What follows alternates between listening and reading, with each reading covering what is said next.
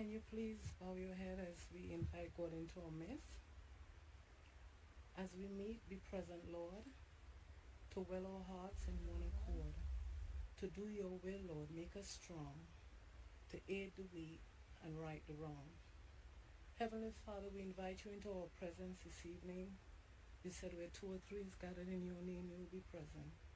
As we fellowship one with another, let us share our thoughts and our opinions in a respectable way, knowing that it's okay to disagree. At the end of the evening, as we leave each other, I ask that you never depart from us. Yes. Amen. In a respectable way, knowing that it's okay.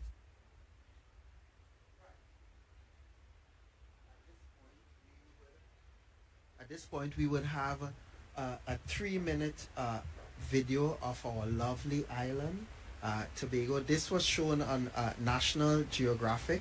And before you even start, I don't know how many of you all actually knew the old cinema back in Tobago. Yeah, don't start yet. Rex. We're in Rex today. Go ahead. Video of our lovely island. This was shown on National Geographic.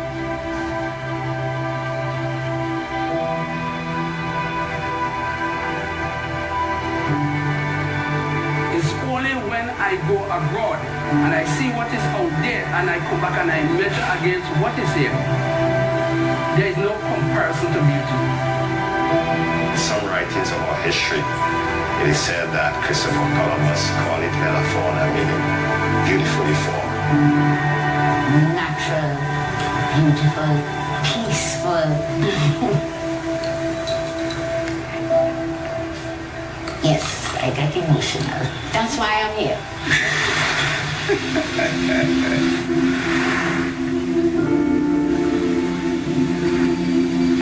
One of the fascinating things about nature, there's always something new, and especially in the tropics where there's such wide diversity, persons can experience and have the awe associated with some of the beaches we have, aquatic life we have, some of the fascinating birds we have within a day, within a short period of time. Things about nature, there's always something new, and especially in the tropics where there's You have the Caribbean Sea on one side, you have the Atlantic Ocean on the other side. On our doorstep, spring reef grass around the entire area. You have this huge amount of biodiversity and liveliness of the entire water that surrounds the island.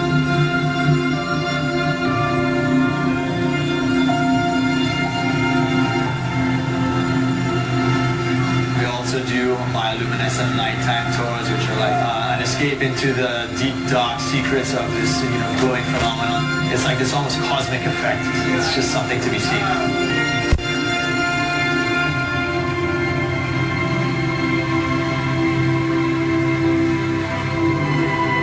I know everybody in the village, and everybody know me. That is the nice thing about here. Tobago is used to the extended family. There was always a grandmother, aunt, uncle. There was always love. We eat and we drink, we laugh, and everything together.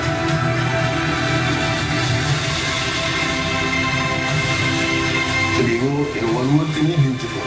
Beautiful place to live. It gives me great pleasure to be in Tobago and do what I do. The sunsets here are hardly bar none, some of the nicest I've seen.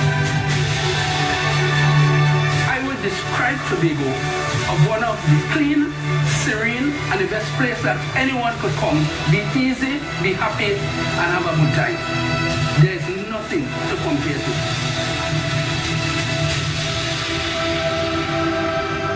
This little dot called Tobago exists, and come visit.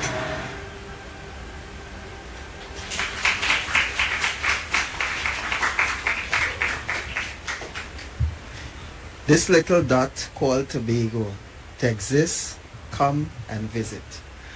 At this time, I'd like to introduce someone to the podium. You saw 3 lovely ladies walking down the aisle there.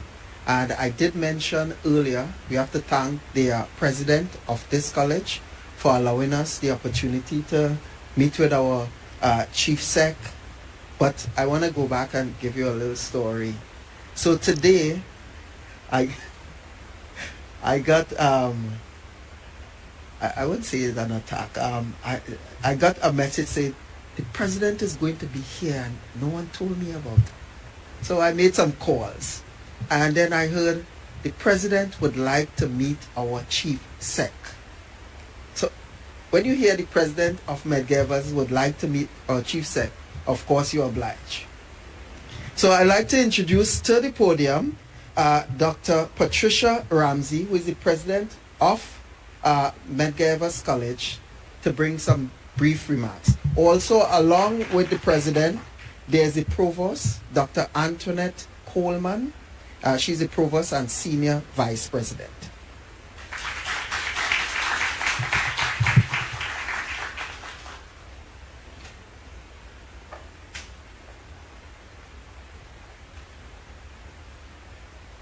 Well, thank you and good evening.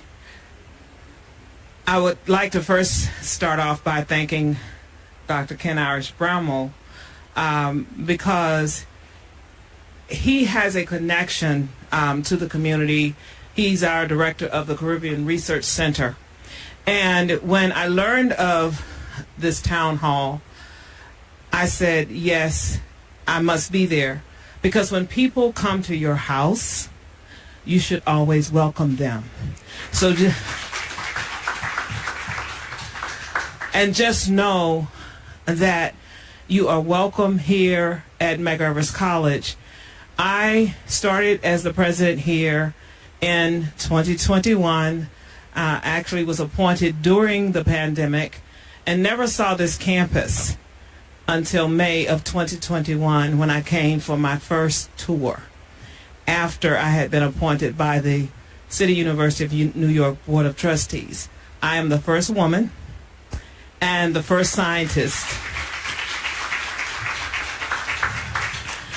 But I always like to, when I greet visitors to the community, I always, to the college, I always like to let people know what Medgar Evers College is about. This college was birthed out of community. Had it not been for community, we would not exist. Because the blacks in Central Brooklyn back in 1960s, the early 1960s, decided they wanted a college in their community. But the powers to be fought against them because they said, we're not putting a college in that slum. This is what is written in the archives. This is not something that Patricia Ramsey made up. And so we feel that we truly are a part of community. So when I came to Medgar Evers College, I knew that it was very important for me to connect with community. And so I put in place a position, created a position called Senior Advisor to the President for Community Engagement. And so Dr. Evelyn Castro, that you all have seen a little bit earlier, is the person that I asked would she serve in that capacity. And she's done an outstanding job of connecting me to community. And so I'm just pleased to have an opportunity tonight to greet you all as a part of our community here at Medgar Evers College. And so thank you for the opportunity to come and bring a few words of greetings. And just know that this college has social justice in its DNA. And we are named for Medgar Wiley Evers, who gave his life in Mississippi, slain in his driveway with his children and his wife in the house because of him advocating for people to have a right to vote in Mississippi. And we want to continue the legacy of Medgar Evers, and we want to continue to promote social justice in all that we do. We thank you all so much, and I'm so happy that you chose us for your town hall. Thank you.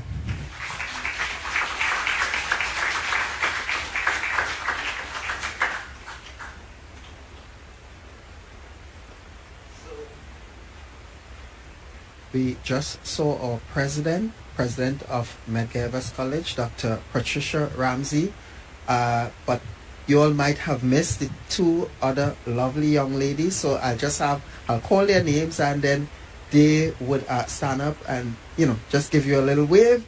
So let's start with, I'll start with his name first. Yes, Dr. Evelyn W. Castro. She is the Senior Advisor to the President for Community Engagement, Dean School of Professional and Community Development. And of course, Dr. Antoinette Coleman, who is the Provost and Senior Vice President of Medgar College. As I mentioned a while ago, Tobago is a dot. Come and visit. We welcome you. We would like you to visit Tobago also. It's Trinidad and Tobago, but tonight is all about Tobago. Yes. Right, at this point, we move on to the next aspect of our program. And as I mentioned, we have a warrior here. We have three warriors actually. But we would start with the one who wants to change Scarborough. The one who wants to develop Scarborough. At the end of the day, today I was speaking to a guy from Caribbean Airlines, and I know that's probably gonna come up tonight. And he was adamant that Caribbean Airlines need to do a little more for Tobago.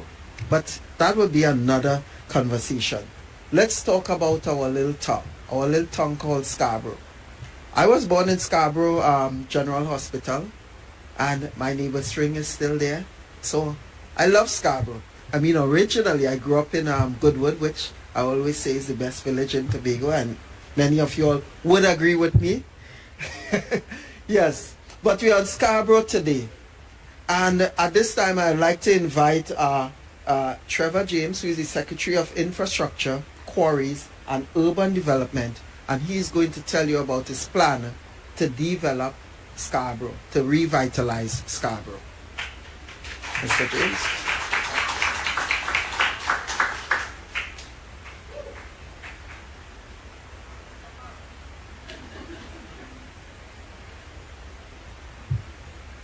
Good evening, Brooklyn. Good evening, Medgar Evers. Madam President, Dr. Bramble, Dr. Toussaint, it's an honor and a privilege to be here. Some of you may know that in Tobago we have been engaged in a lifetime struggle for some of us for self-determination. We have been linked to Trinidad for 130 plus years, and our struggle today continues. The vision for the city of Scarborough is our first attempt to build out the independence structure, the independence infrastructure for Tobago. And it is critical that the diaspora of Tobagonians around the world join hands together with us as we attempt to do something that only dreamers dream about. We've all grown up in Tobago, and we've all looked around the Caribbean, and we've seen other islands of similar size blossom. I tend to theorize that the ability to achieve the economic independence that they have achieved is linked almost singly to the fact that they can determine for themselves where they want to go. And that has been our struggle. So let me just first show the videos, Dr. Toussaint. Let's show the one without the narration first. No, let's show the other one first. Let's show the other one first.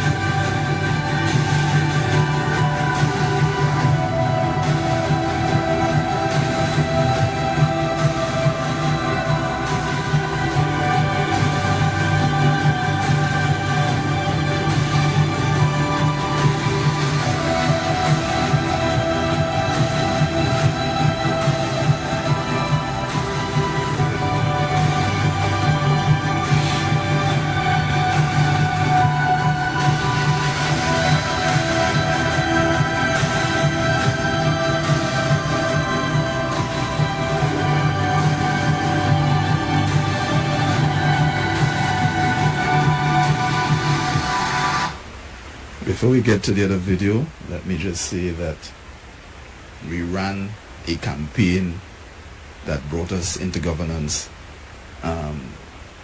and the vision for Scarborough, I think, was critical. And since getting into office under the leadership of the most astute young man in Tobago, the Honorable, maybe soon he'll have a PhD as well, so I'll call it into being, the Honorable Dr. Fari Chavez Augustine. Yeah, you sound good, eh? Yeah. I don't know he's sticking on. Since getting into office, we adopted that vision as government policy, and we engaged a young Tobagonian architect to lead the development process for the city. The young man has since died, and I want to just pay tribute to him. What we've seen in the video is a testimony to the quality of his work, and I want to say God bless you, Joshua Stewart.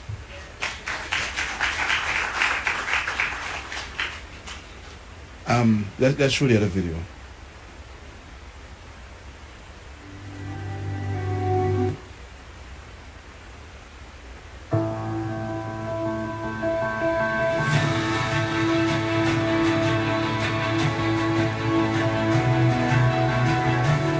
The Division of Infrastructure, as part of the Government of Tobago, is pleased to present the Scarborough Master Plan and Redevelopment Project.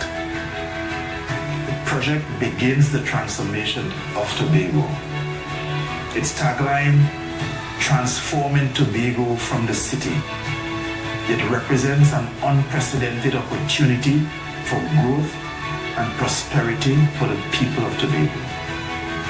Phase 1 of the project focuses on revitalizing the Scarborough port and waterfront area, unlock the island's immense potential as a world-class tourism destination. For too long, Scarborough's port facilities have not lived up to its full potential. The time for action, therefore, is now. With an estimated investment of between $500 million to $1 billion US, Scarborough shall rise anew, a gleaming beacon of the new Tobago. As other regional nations race to bring new modern ports online, Tobago will finally maximize its superior geographical location and become a serious player in the tourism and cargo markets in the Caribbean. Phase 1 of the master plan focuses heavily on elevating Scarborough into a cruise tourism superpower. It features new piers, upgraded terminals, container berthing and storage areas, expanded parking facilities, high-rise residential living and parking, first-class commercial spaces, upgraded road infrastructure and green spaces, and a proposed cable car system. When completed, Scarborough will accommodate larger cruise ships and significantly higher passenger volumes. We'll be able to handle over 1 million cruise visitors per year. The economic impact on agriculture, entertainment, and employment will be substantial.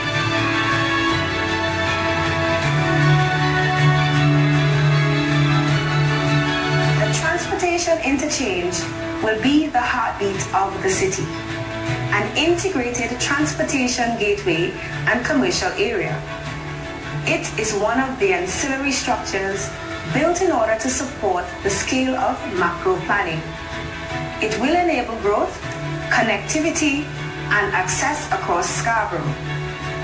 Given its strategic location and efficient design seamlessly connecting the ports, bus terminal, and taxi stands will power businesses, trade, and livelihoods in one convenient hub. Tobagonians and visitors will finally benefit from smooth transfers across reliable bus services, ferry, taxi, and air options.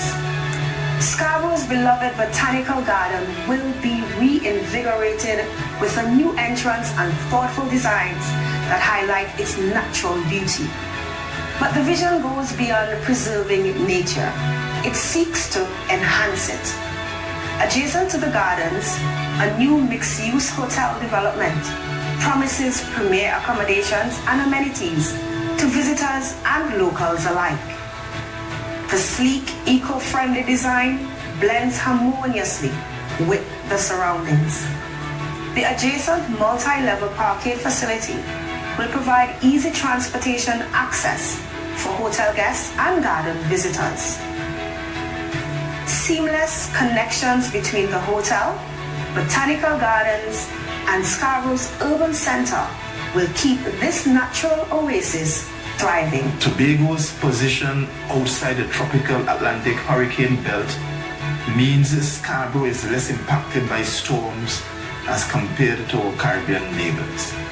This advantageous position speaks to a natural safe harbor, which is ideal for expanded container shipping and cruise tourism.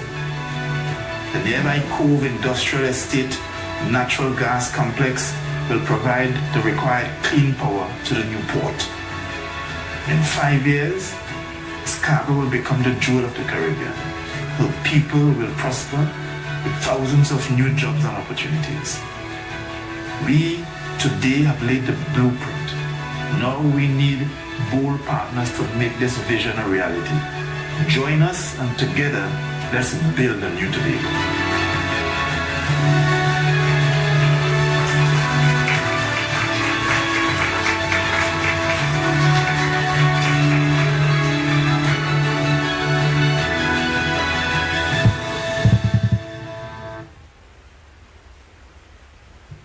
No, I don't know what I could say again. Now, what is important for the diaspora though is that we find a way to assist the government in Tobago to finally represent all Tobagonians. We have, in my opinion, been guilty of believing that only those of us that live on Tobago are responsible for developing Tobago.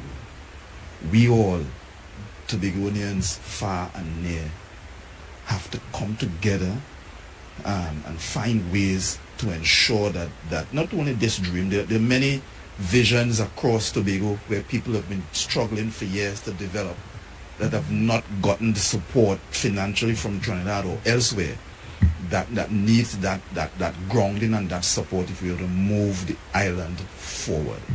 And so we have by way of information, we went out with a request for proposals, and we're happy to report that, and this is the first time I'm saying this in public, we're happy to report that we've received multiple interests in for financing options for the city project. The decisions to be made, but however, one of the goals of this outreach in Brooklyn is to sensitize the diaspora as to the opportunities that would come, and for us as Tobagonians to find ways to invest in various sectors in Tobago, find ways to invest as we prepare Tobago for finally finding a way of self-actualization that we've all dreamt of. So thank you Chief Secretary, Dr. Bramble, Dr. Ramsey, a good Tobago name. Maybe there is some connection there. And Dr. Toussaint, whose father I know from Belgarden. It's a pleasure to be here.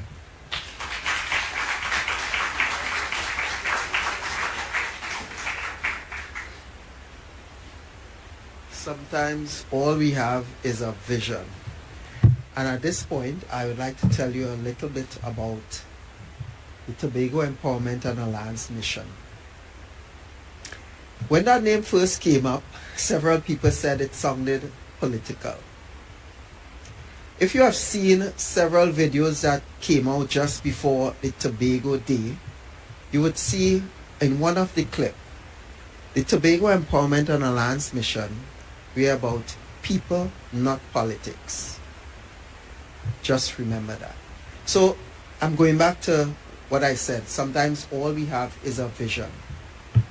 We have been around, team, cohesiveness, have been around for the last 8 years. And many of you all Caribbean people probably know about these days. There's San Fernando Day, there's Grenada Day, etc. When there was always Tobago Day, over 40 years now. However, when T.E.A.M came around, this was in 2015, there was actually no day, no Tobago Day for 2013, 2014. When we came around, we wanted to make a difference. We didn't want it to just be a picnic in the park and then you see your friends the next year. And I will tell you something. That model, it just was not sustainable.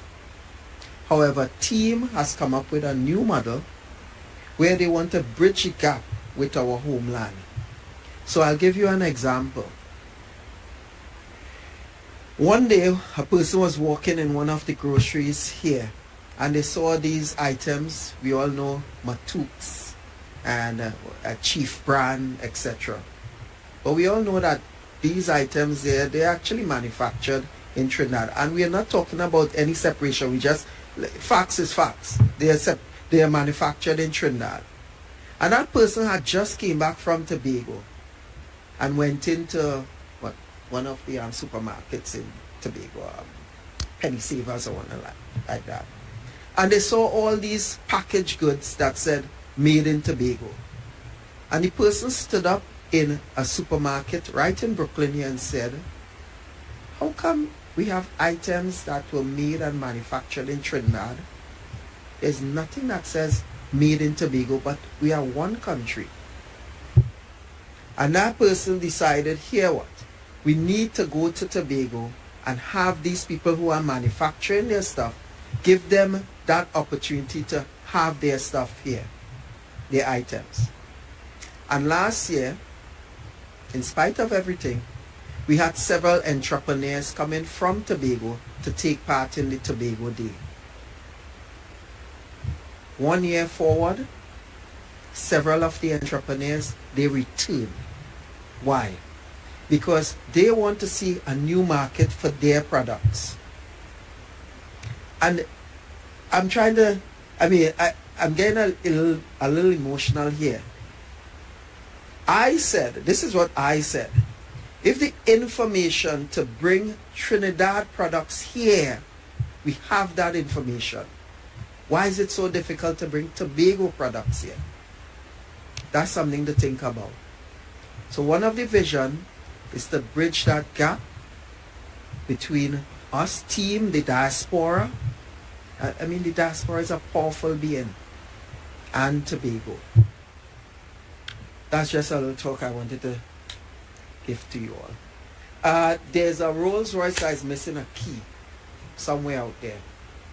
So if your Rolls Royce, your key, I do have your key. At this point, I want to introduce, it's going to be a short introduction for another one of our fighters.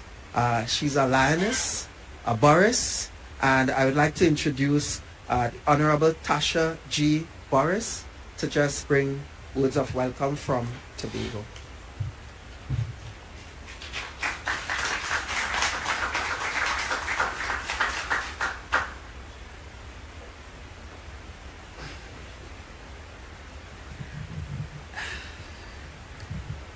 This is a very sobering moment for me. I stand here with many mixed feelings because, not because I was delayed for 24 hours and my flight was delayed twice and then eventually cancelled, and then I eventually got here after all the beautiful things happened on Tobago Day that I missed, and I heard it was a blast. But this is a sobering moment because I think that a lot of people know a man, or they know of a man, but do they know that man's story? Or in this case, do they know that woman's story? Yes? Most young Tobagonians have a dream. And that dream, most of them, is to do well in school, and to leave Tobago, and to see what the rest of the world has to offer. And I had that dream as well. But God had other plans for me. So when my classmates were in sixth form enjoying high school life, the rest of high school life, I wanted to pursue my dream.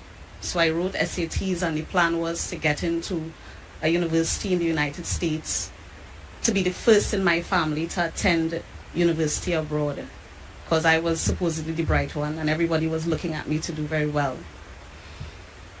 But 9 months later, I had a son. Yeah? So God had a different plan for me. But the birth of my son did not signal the death of my dream.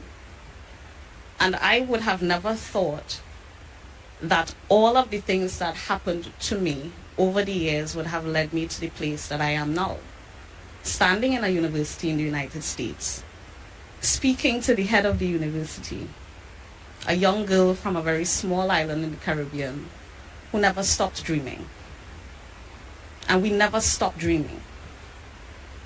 Because we stand here, my colleague and my esteemed Chief Secretary, we stand here asking you to share in a dream with us the greatest little island on the planet. What does that mean? What does that truly mean? Have we ever thought about what the Chief Secretary was thinking when he started talking about the greatest little island on the planet? What does that look like? That dream is not just for those of us who live in Tobago, who are far removed from the persons in this room who have made this land their home for a number of years. What we're saying to you is that in order for this dream to live, in order for this dream to breathe, in order for this dream to grow legs and walk and run and go to places where we could only dream of, we need each and every one of you in this room who for many reasons left that little island years ago. But we're asking you to reconnect with us. A lot of the times we think that standing in our space in Tobago, that we are an island, that we fight on our own, we live on our own, we die on our own, and people all over the world, wherever they are fighting their own battles. And we think that there's no one who thinks of us, who supports us.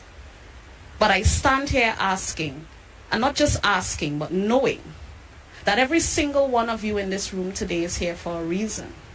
You're asking yourself, how do I contribute to making Tobago the greatest little island on the planet?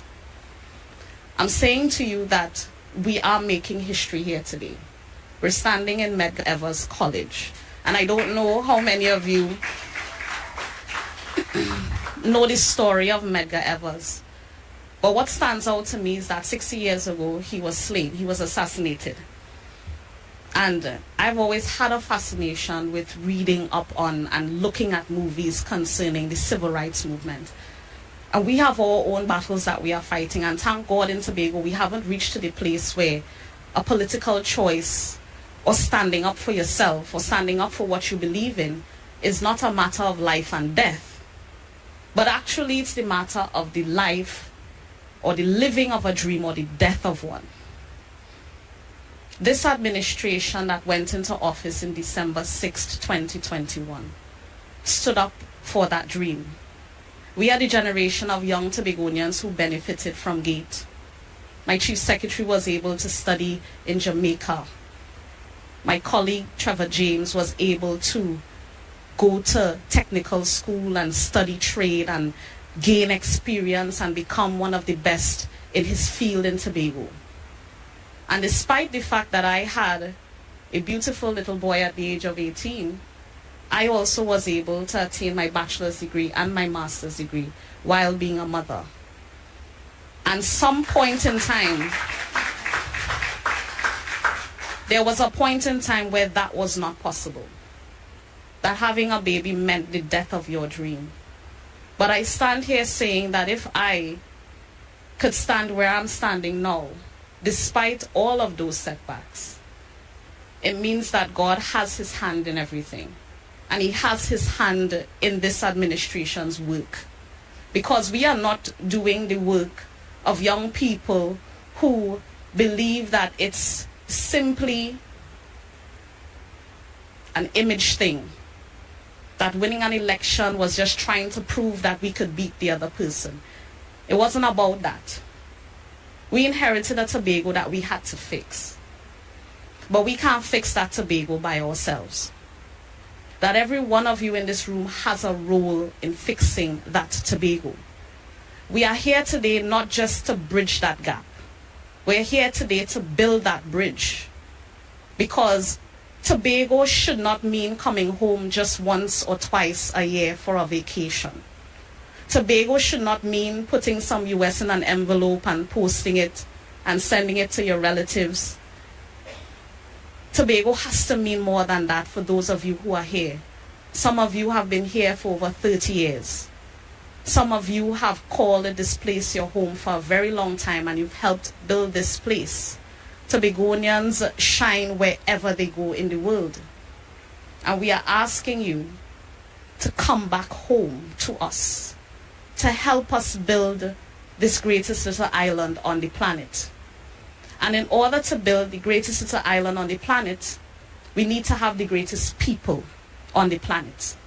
We need to have the best minds that are available to us.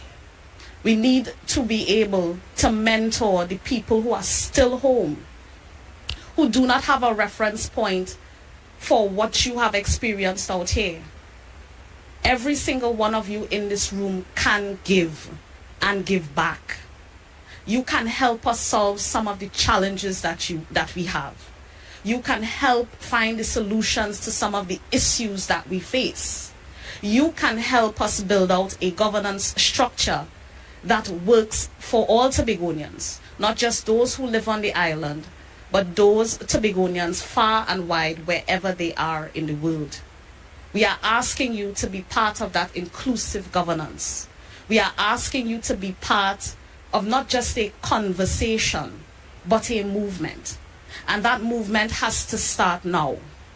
We have a young chief secretary, we have a young administration, and I dare say, we might say that we have youth on our side. But the reality is that the next generation of young politicians would be younger than us. That we may very well see a chief secretary ascending at the age of 25. The age of old politicians is over. And what has to happen now, yes? the age of older politicians is over. We've seen what older politicians have done to our country, sadly. We are not getting anywhere fast if we continue to hold on to what does not work for us anymore. I will tell you that in the last 72 hours, having experienced the challenge of trying to leave Tobago to come to this place and getting messages on my phone of people who simply cannot leave Tobago, not because they want to go to Trinidad to lime and hang out, but they have important things to do. They have to set up children in university. They have to go to medical appointments. They have to seek business interests. They have to do things that are not available on the island currently. And in 2023, many years after we were joined together, we still can't get it right. And I do not know whose feet the blame has to be laid at. But this is not time, in my view, to continue to have the back and forth. This administration simply doesn't care. We need to fix that. And that needs to be fixed now. Because if we can't simply get the little things right, how are we going to get the big things right? How are we going to get the people to the island who need to get there to help us build this space? My colleague, Mr. James, has grand plans. And those grand plans will redound to the benefit of the tourism sector immensely. But again, I say, the people of Tobago are not the only ones who have to champion that plan and that cause. We are depending on each and every one of you. Those of you who are here in this room, those of you who are looking online, those of you who may speak to somebody after this town hall and say, look, you know, those people, they have some plans for Tobago. We have to get on board. We have to recognize that we are stronger together. We are stronger together. And your interest and your love for Tobago cannot stop after we don't hug up and kiss up each other in Tobago Day. We can't wait to see each other again until next year to make next year better.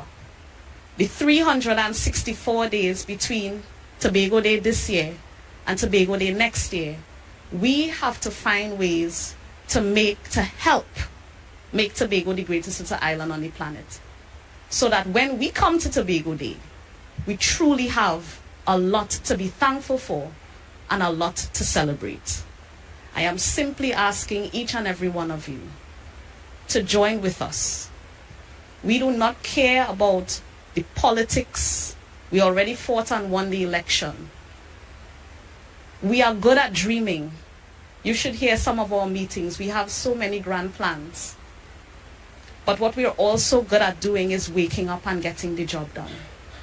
And in order to get the job done, we need more hands. The one lesson that I remember very starkly growing up, courtesy my father, was when he bought land in Susulands. And Susulands at the time was a development started by Huchoy Charles. And he would always tell us the story that he bought the land for $7,000. And he built our house in Susulands with his hands, brick by brick.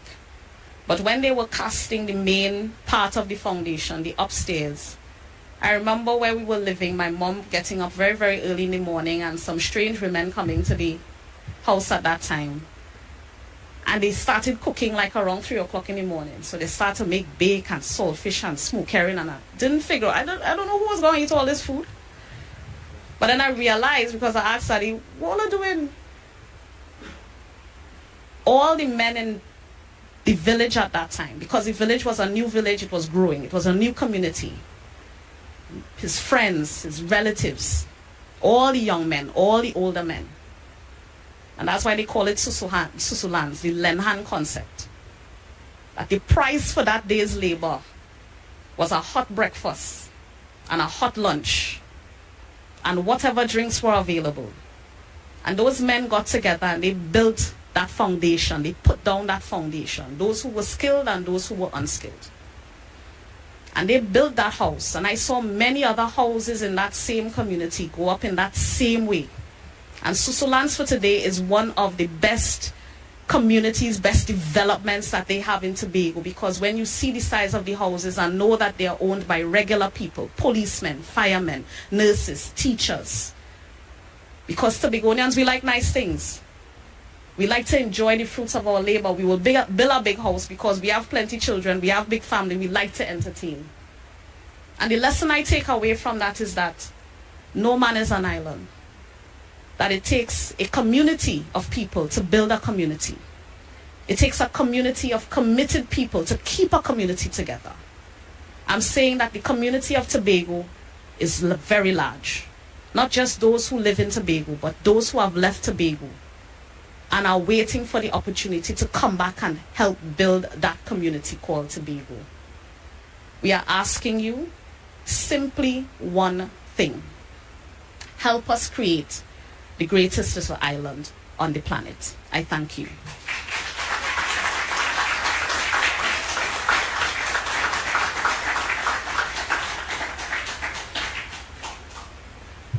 Thank you, Secretary Tasha Barrs. Powerful speech, very powerful speech. I wouldn't try to dilute it by adding anything. She did everything. But what I'll try to do, I'll try to encourage you all to join up with us. She said join, so I'm diluted her speech a little. Join with T.E.A.M, the Tobago Empowerment and Alliance Mission. Right now, we are I would say the forefront for Tobagonians in the New York area here. Join us, go to Facebook. There's an easy way to join us. We have a lot of work to do. And I must mention, of course, the work, most of the work right now is being done by a few members that we have here. And specifically, I'd like to introduce or make mention of our executive. First, we have our president, Astrid Benjamin. Astrid, turn around, let everyone see. We also have our vice president, Mr. Ricky Gibson. So I always get the name wrong. Our secretary, you just introduce yourself, sorry about that. Nikisha Blake. Nikisha Blake is there. Okay, and I must mention, she's in the room at the moment, Miss Alison Cooper, real powerhouse. Angela, sorry. She knows everyone. She knows everyone. So, right. Oh, okay. She knows everyone. She's real powerhouse. And also Caroline, surname? Wallace, yes. She is actually stationed in Tobago. So I should mention this. You don't have to be living in Brooklyn to be part of T.E.A.M. Caroline Wallace is living on the island, but as I always say, there is no geographical boundary when it comes to information, transferring information. So Caroline is our assistant secretary. So again, we'd like you all to join T.E.A.M. regardless of where you are. Go to our Facebook page and join up. All right.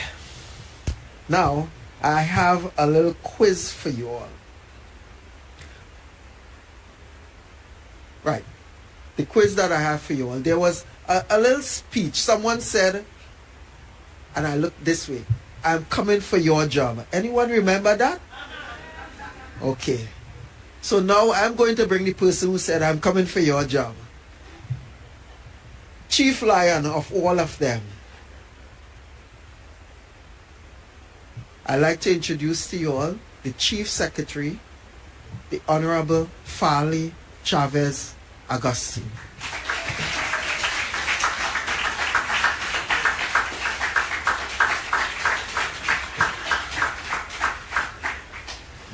Thank you very much. A pleasant evening to everyone, and a special evening to Dr. Ramsey and the team here at Medgar Evans, and thank you all for hosting us. I will try to be brief because I want to hear from you more than anything else. I'm anxious to hear from all of you. But you're not a good Tobagonian if you don't start by introducing yourself. It's a tradition for us in Tobago when you meet strangers who are from Tobago to first ask, what is your surname? And the purpose of that is so we could figure out what part of the island you're from and if we are actually related.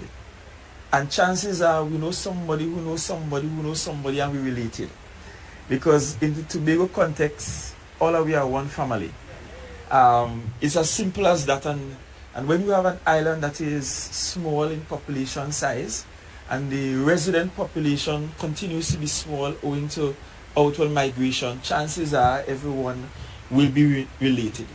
So let me start there, because so many of you met me on Sunday, and in all of the noises you were trying to figure out who I am. Because the truth is, my journey in politics is comparatively short. I have only been here in politics since 2017, and so to lead an island in such a short space of time could only happen because of the blessings of God and of course support of the people. So who I am? The truth is, the Augustine surname you hear is not very common in Tobago. It's not as common as Ramsey, for example, or James, but I am really part of the third generation of Augustines residents in Tobago, because my great-grandfather came from Grenada, and then my grandfather, when he was looking for a wife, he went back to Grenada and found a woman. So my grandmother is also Grenadian.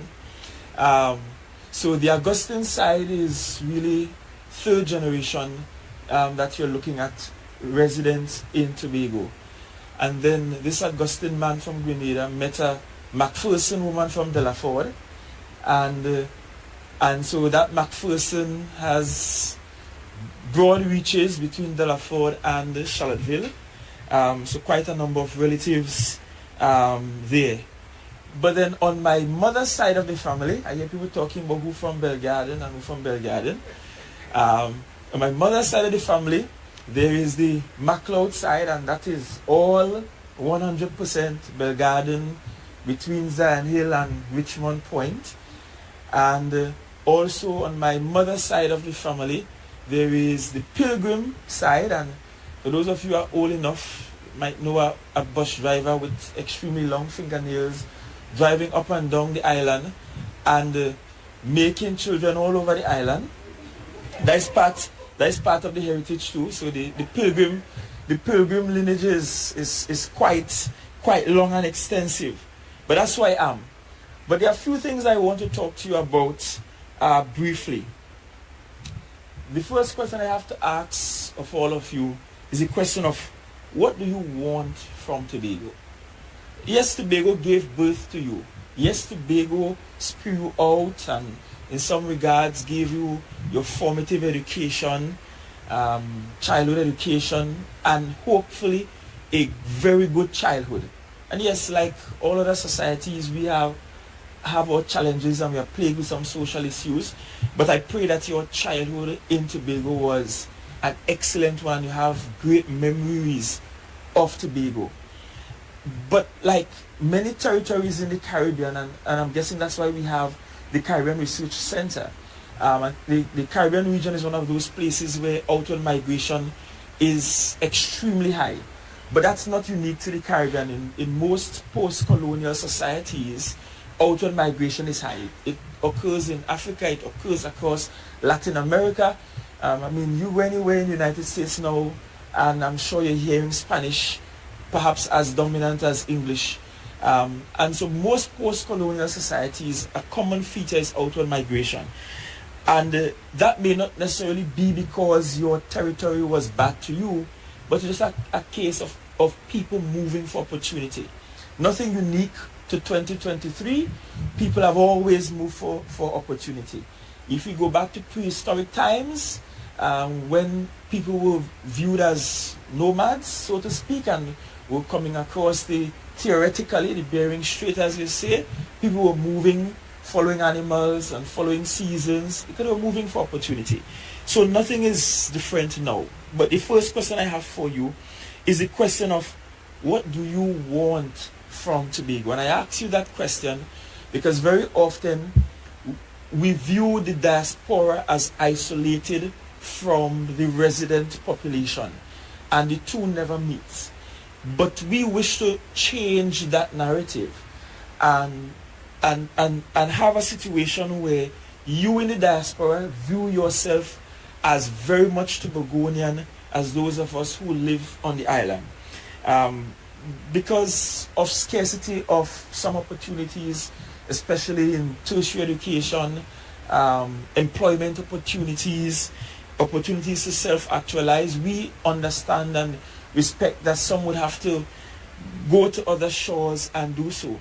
But as Tobagonians, we will celebrate you wherever you are. If you become the first Tobagonian to go on the moon and walk on the moon, we will have a holiday in Tobago to celebrate, despite the fact that Tobago would perhaps never have a space program.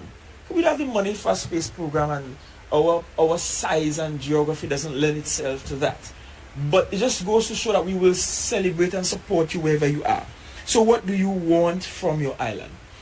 The second thing I wish to share with you briefly are some areas by which you can contribute to both of our benefit, both of the benefit of those who are resident on the island and those who are resident off the island.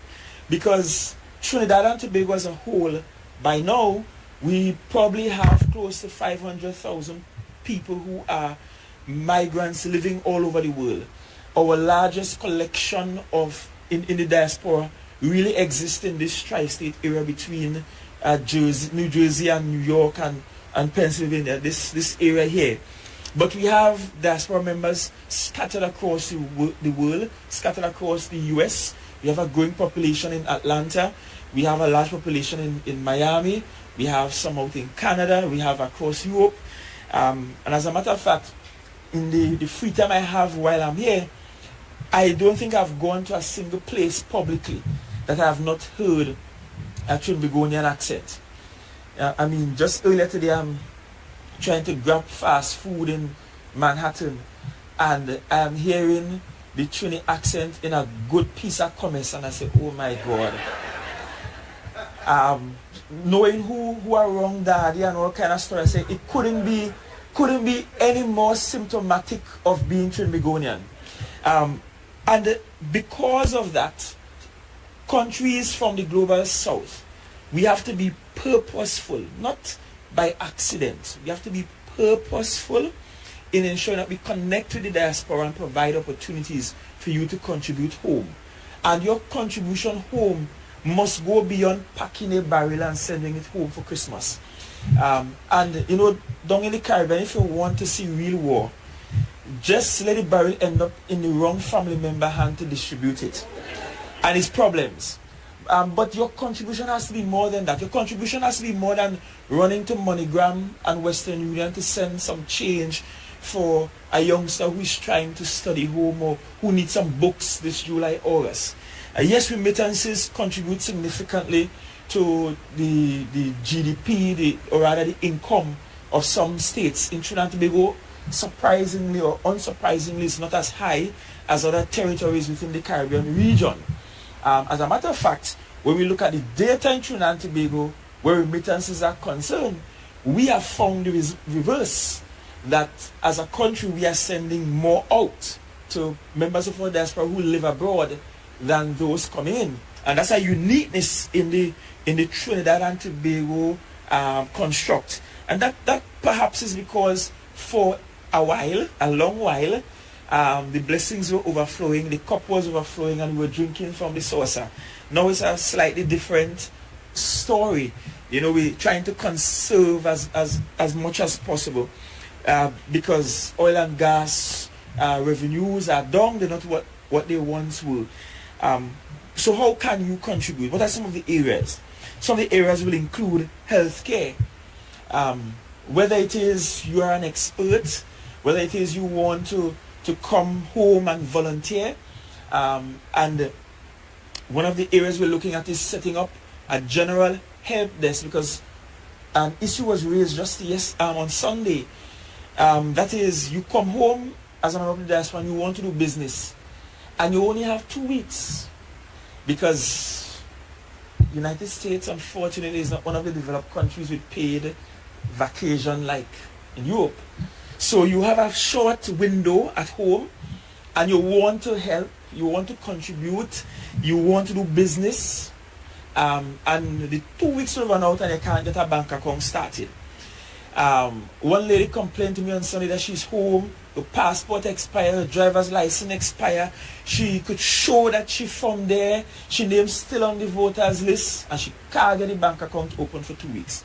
So if we're talking your contribution in healthcare, during COVID, one of the challenges we had was getting medical practitioners licensed at home to be able to help out. So you are the biggest doctor, the biggest expert here in the United States, and you come home and you want to contribute. You can't, unfortunately, just walk in the hospital and say, I come to help, I come to volunteer, look at my certification, I do this for a living in North America, take me, I will work for free for 2 weeks.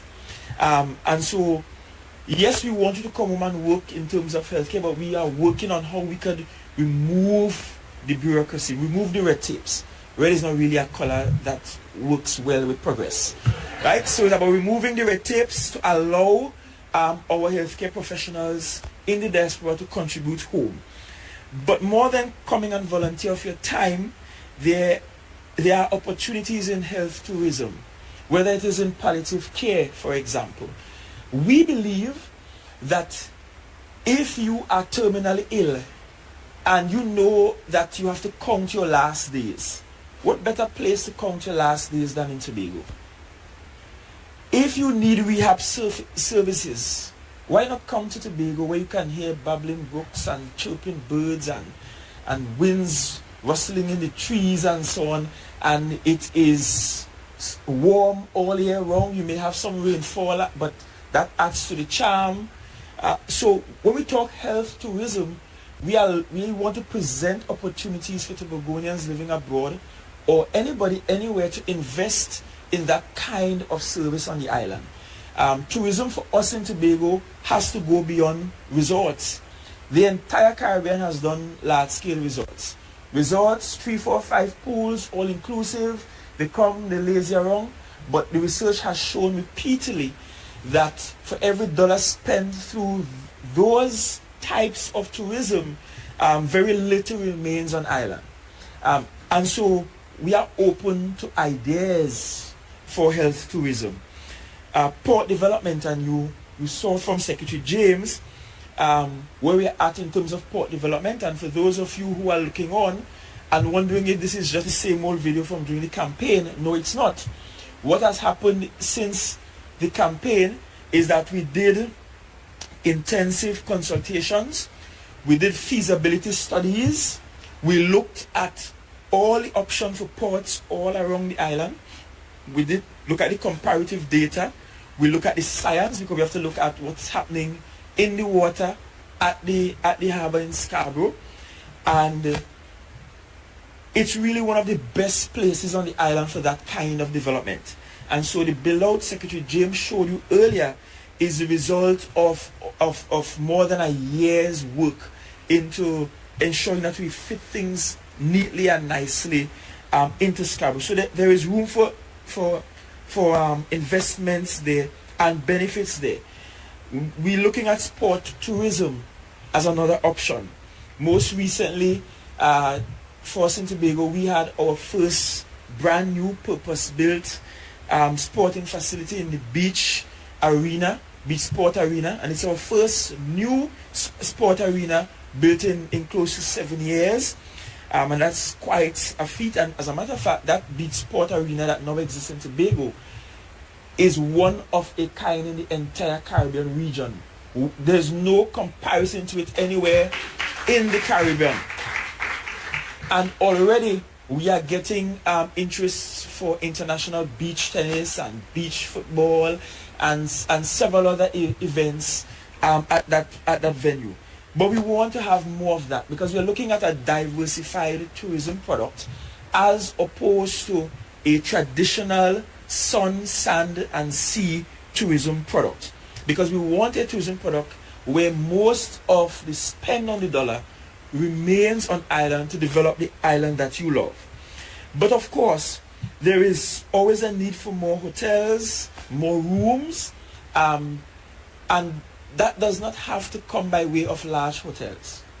There is a faulty notion that in order for tourism to work, you have to have massive hotels. And across the Caribbean region, there has been a sort of neo-colonialist approach to tourism, where the big money spenders from elsewhere swoops in, build these large resorts, they own it, they own the asset, and when they're fed up, they sell it to their best friend that they smoke cigars with, back out in the cold, and there's little benefit to the people on island. And so what we have found from our research is that Tobago, given that we are now sort of developing the scope for our tourism, we have an opportunity to do it differently. And people are looking for the boutique hotels. People are looking for a vacation that is as authentic as possible, as organic as possible. So right now on island, and for the longest while, the area of largest or most intense tourist arrival has been Castara. Castara has no hotels. He ain't got no hotel there at all. All Castara has is bed and breakfast, family-owned guest houses. The family lives upstairs and renting 2 rooms downstairs, or vice versa. And some of these cottages are small wooden cottages, no bells and whistle.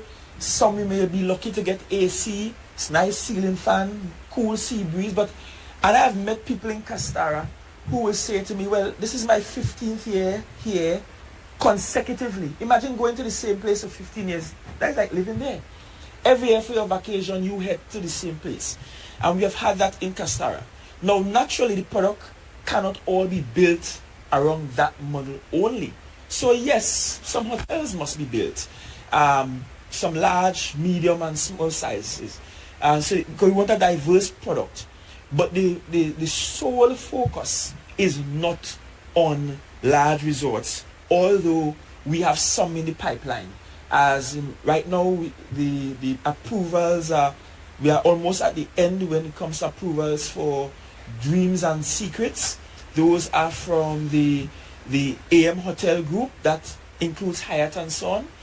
They are done at Kilgwin.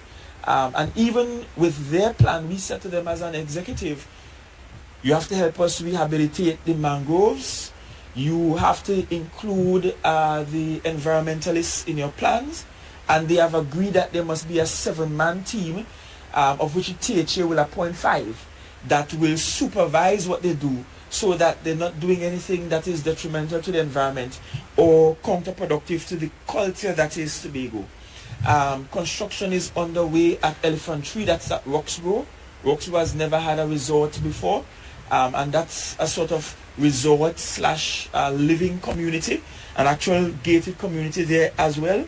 So that's happening in the Roxborough area. But I'm saying to you, if you have piece of land home, instead of fighting over it as a family, and this is a good lesson in estate planning, because you know in Tobago, mommy dead, daddy dead, and we start to quarrel. You fly down from America and they decide you own the land and you want nobody else live in mommy house. Please, we have too many properties in Tobago with bush growing in them. And when you ask the question, it's because some family bacchanal come together as a good family, repurpose the facility, and make some money out of it, and add to the quality room stock that we have. And you don't have to have a hotel of 100 rooms for it to be a hotel. Here in New York, I end up picking a hotel that I think is relatively small.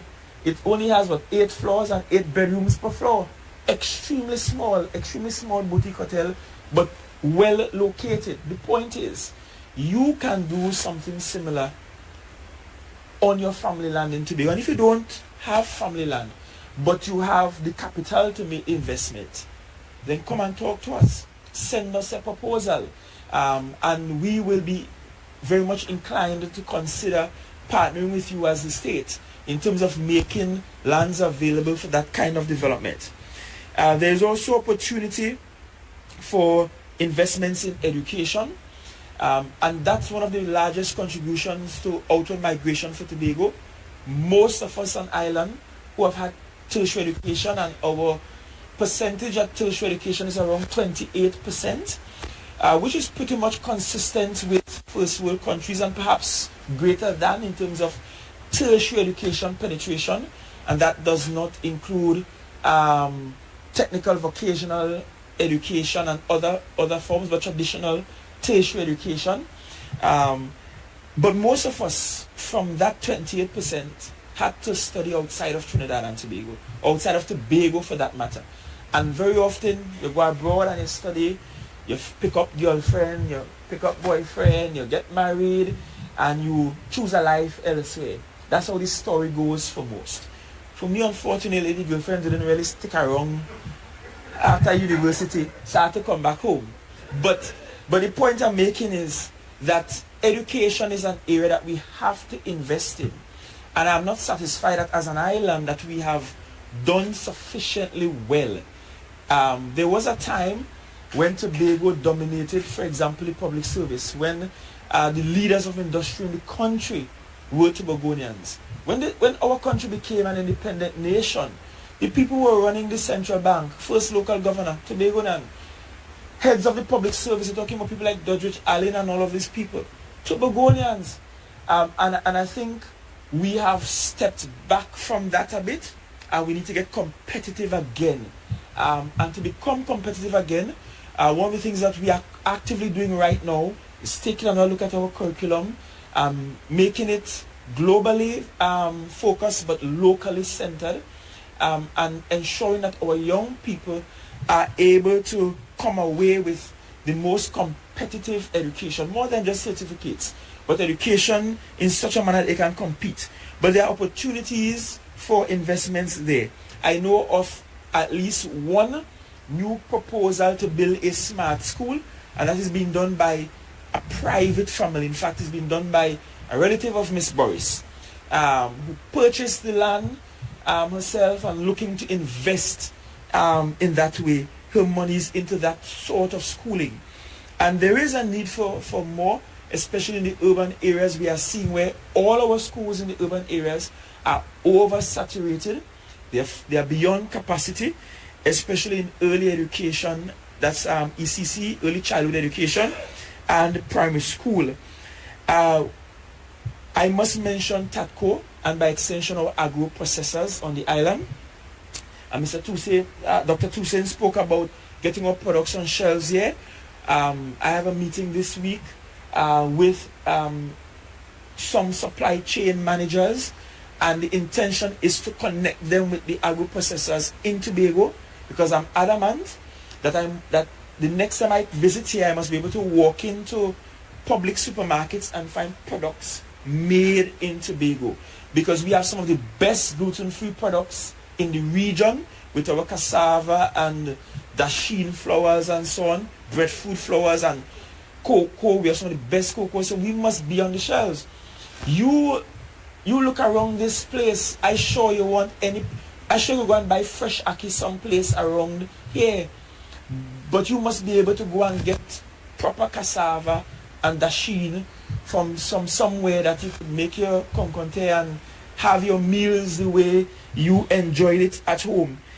And so we want to have our agricultural products, especially agro processed products, on shelves here. We did put out an RFP, a request for proposals, for any proposal whatsoever for investment in Tobago. Like, we made it very general. We had just around 8 major companies, 8 serious proposals, 2 of which came from internal to Tobago, but we have had proposals coming from as far as Middle East to North America and in between. And of course, we're doing the due diligence now, assessing all of those things, and then to take them to Tobagonians for public consultation before bill out. The next area we should talk to you about is connectivity. It is just too hard to get to Tobago. And I really promised Tobagonians I will not use the word dam again. But it is way too hard. It is too hard to get to Tobago. And the connectivity issues stem from the fact that, one, most of the flights coming into the country do go to Trinidad, and the connectivity to Tobago ends at 8:30 p.m. in the evening. At one point, we used to have 24 flights daily, and you could get a flight very late in the night to get to Tobago. Now that is not the case.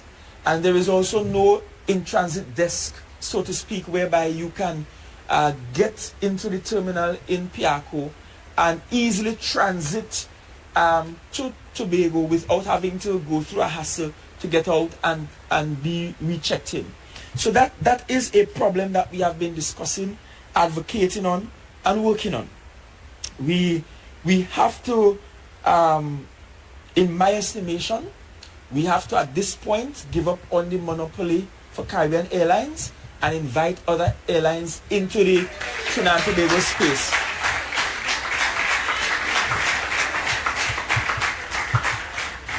There is a difference between patriotism and nationalism.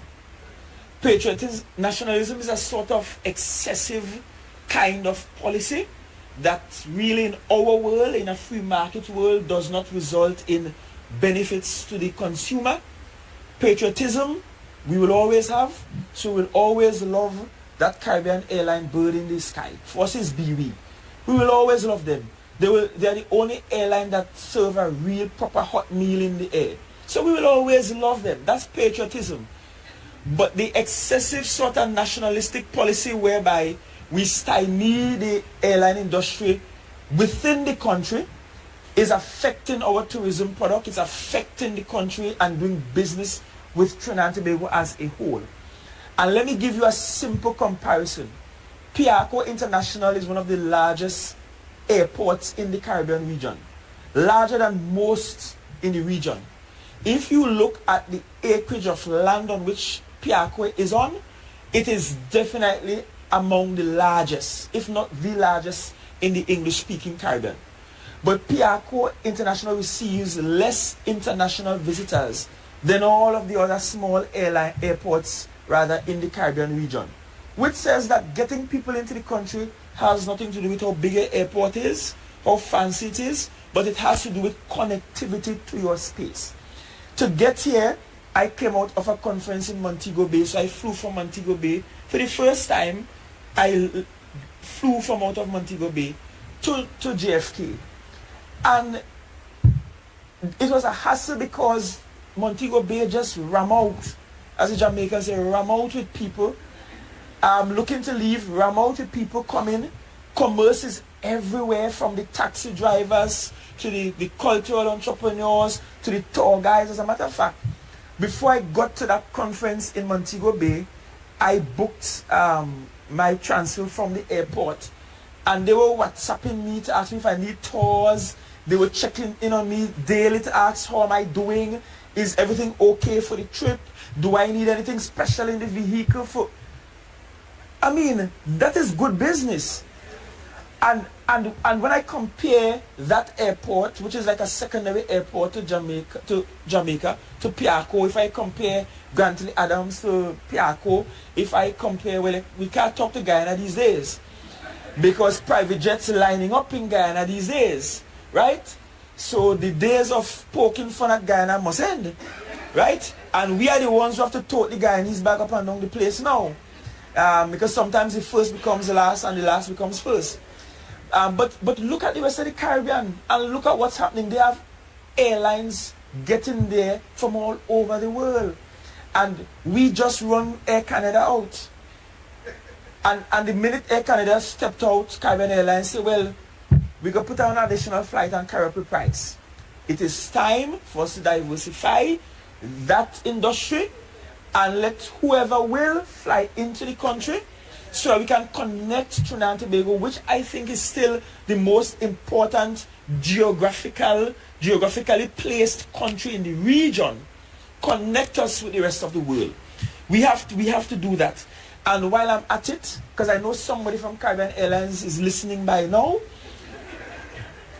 one of the complaints I receive is that right now if you go online, you can't figure out if Caribbean Airlines is doing the direct flight to Tobago for Christmas or not. You could book a flight to Piarco for next year, but you here trying to go to Tobago on the direct flight, and Caribbean Airlines keep telling you, we don't know yet if you're doing it. Clearly Caribbean Airlines does not see Tobago as part of its nationalistic portfolio, and we are left out. So they are not as patriotic to Tobago as we have been to them. But we have to work on that Caribbean Airlines. The sea bridge in the region, I pitched a proposal early on that we should connect the region by inter-island ferry, so going beyond Trinidad but using Tobago as a hub, to starting with Grenada.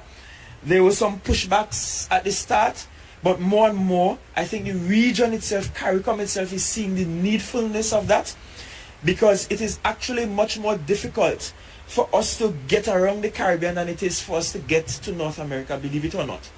And that should not be. All right? Then I want to tell you that we are actively seeking to bridge the gap between the Diaspora and Tobago. And one of the areas we want to start with is our Tobago Heritage Festival. And let me take the opportunity to invite you one time to the Heritage Festival for 2024. I don't know what the theme is yet.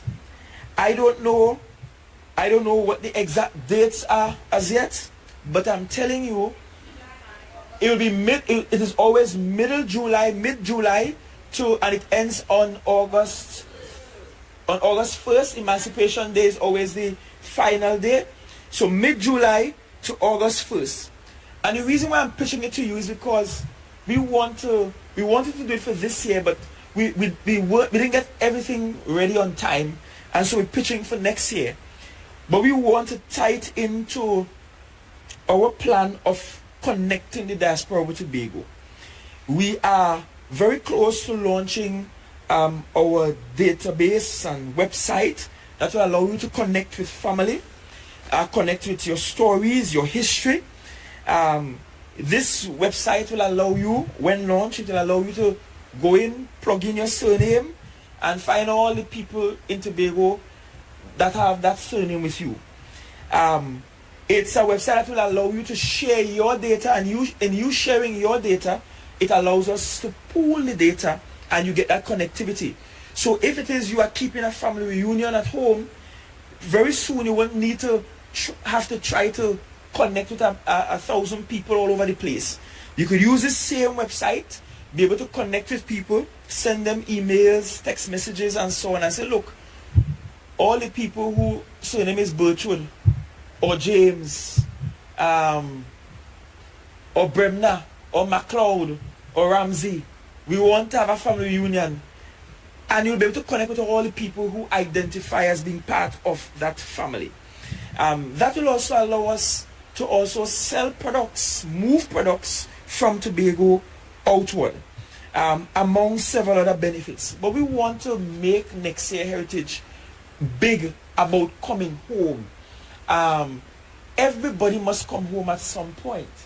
I don't know that Tobago has a door of no return. We certainly have a door of return, and there's something spiritual about where your navel string is buried. And Dr. Toussaint talk about where his navel string is buried up at the old fort, up at the fort. You're still up at the fort, but find some time to come home. I know that there may be some in the room who can't come home just yet because Uncle Samen organized the papers yet, but we pray God that it will work out between now and next year. But for those who can, come home. Look for your tickets early.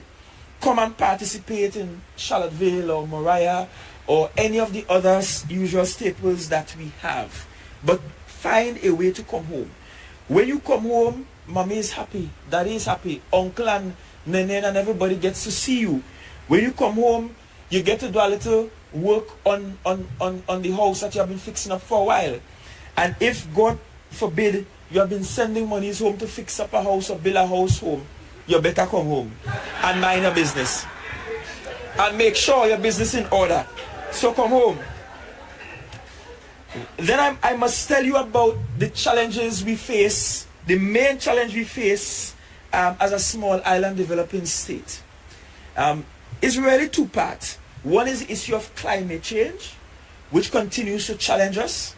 And for example, last fiscal year, we had unusual levels of rainfalls everywhere. And to this point, we are still struggling to meet the demands in terms of repairing roads, building drains, building retaining walls, building new roads. We have to do some massive work at Bad Rock, between Belgarden and Kendall. We just started some work there at Shangi Hill in Goodwood as well. We're still building out in Castara and more stuff coming down in the Castara area. We have the road connecting Roxburgh to Bloody Bay, the Hermitage Road. So climate change is a challenge. It is a challenge. And for those of you in the global who live in the global north and has some influence and who work in the field of natural sciences and so on, and you have a voice, lend that voice to the fact that small island developing states like ours, we may not be largest contributors of carbon pollutions, but we feel the brunt of it. Hurricane not trouble out there, you know. The most of them might do is get some extra snow, right? Or some extra heat. But the storms are becoming more ferocious. The levels of rainfalls are increasing. The dry seasons are harsher. It's much more difficult to plant crops. In fact, we have to begin to move away from traditional terrestrial farming to the non-traditional and technologically driven ones with greenhouses because of climate change. And of course that impacts funding. And three things quickly before I close and take your questions. One is the fact that I can't stand here and not quickly tell you that when you look around the world right now, you see that there is a sort of new age fight against this neo-colonialism thing. And what is happening in the continent, what's happening across in the former colonized world, and how there is this pushback for sovereignty and sovereign rights. And no, I'm not asking you to back Russia, and I'm not asking you to pick a side in this global war. I'm just saying pay attention, because those conversations are happening in Africa now, but pretty soon it will envelop the Caribbean region of which you are a part. Secondly, I can't end without saying to T.E.A.M, the Tobago Empowerment and Alliance Mission, that the T.E.A.M has not contributed a whole lot to what you do for Tobago Day, but almost immediately I am seeing where we can, and where we can even improve the product. The security officers that accompany me estimated the crowd to be around 2007 on Sunday, could be a little more than that, based on numbers. And I'm saying there's a whole lot more people from Tobago who are around. Many people came in late into the night and into the evening, but keep the conversation open with Secretary Boris and those involved in tourism and culture, because we will want to help in a much more significant way next year, so as to ensure that I'm talking to the president, yes, wrong direction, in a much more significant way next year, to ensure that the product is bigger. Because listen, I'm proud of this place called Tobago, and if it's going to be called Tobago Day, no Grenada Day, no Carriacou Day, no Lavantil Day, no Point 14 Day, no Trinity Day, must be better than Tobago Day, right? That's what I want to see. And finally, Secretary Boris talked about the greatest island on the planet. I want you to know that this is not just a quip that we have, but we have gone as far as to develop a framework for it, which quickly is about having an island with a per capita income and standard of living that surpasses those of the rest of the region, having a highly educated and innovative population, having a technologically driven, innovative, productive, resilient economy, having an efficient, effective, accountable public service, a modern, scientific and efficient healthcare sector, having every Tobagonian having those opportunities for self-actualization, having protection and caring for the most vulnerable, having a population that is united, peaceful, safe and secure, having green, modern, state-of-the-art public infrastructure. That's what Secretary James is on. Having open, transparent, accountable and inclusive governance. And finally, but most importantly, having constitutional autonomy within the Twin Island Republic of Trinidad and Tobago. And you see that last one? Not because you leave home, you sit down and say, well, me and so much business. You have to add your voice to that fight for constitutional autonomy for Tobago. We have more Tobagonians living in Trinidad than living on the island of Tobago. Call up your Trini auntie and friends and them. Plenty of them living in Second Caledonia and Mova and all them areas there. Tell them leave the political fight in Trinidad to the Trinis. That is not your business. And take up the fight with us for Tobago's constitutional autonomy. And taking up that fight means that you will put your Trini friends and family sit down and explain it to them. Because I'm convinced they don't understand what it means. And they think it means that we just hate them and we want to kick them out. No. Yes, we're passionate about it because we feel disadvantaged as a people. But it's not about an anti-Trini platform. It's just a pro-Tobago platform. That's all it is. And we want our Trini brothers and sisters to support the platform as well. So you have to help us educate them on what this means for Tobagonians. And I end by reminding you that Tobago has been seen for many years as the Robinson Crusoe Island.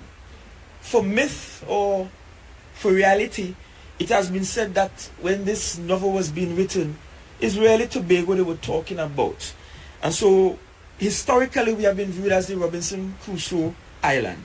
But if you go back to that story, it's a story of a young and impulsive wanderer, a dreamer, that defied his parents and went to sea. And violent storms happened while at sea. Calamity struck while at sea. But he ended up being washed ashore on an island that seemed barren and without. And out of those circumstances, he was able to build a civilization, to build a community out of almost nothing. And in many ways, I feel the story of Tobago is very much aligned to that. That tossed to and fro, change hands more time than any other Caribbean territory. Eventually, they say, hey, Trinidad, take them, nobody else and war them kind of thing. Tobagonians didn't want to go at the time, but we ended up there. We're part of a construct called Trinidad and Tobago. But for us in Tobago, we are very much trying to build a civilization out of little to nothing. But we know what it is to take little and live long.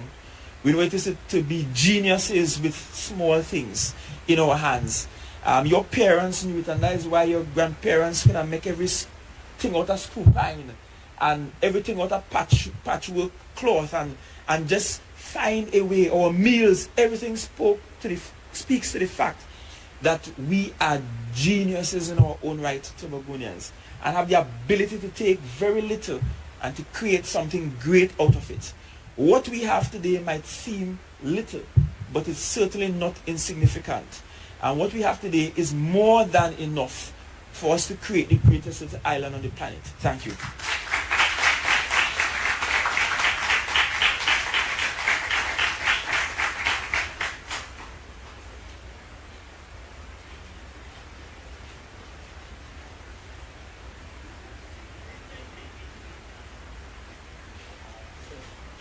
At this time, we would actually do the Q&A, so I have to invite you to stay at the podium. On both sides of the aisle, there are mics. Well, I would say, if you have more than one questions, ask all of the questions one time, and then I'll respond. Yeah. And you can actually queue, so we kind of have an idea as to how many questions we will be feeling. So I recognize the lady on my left. Greetings, everyone.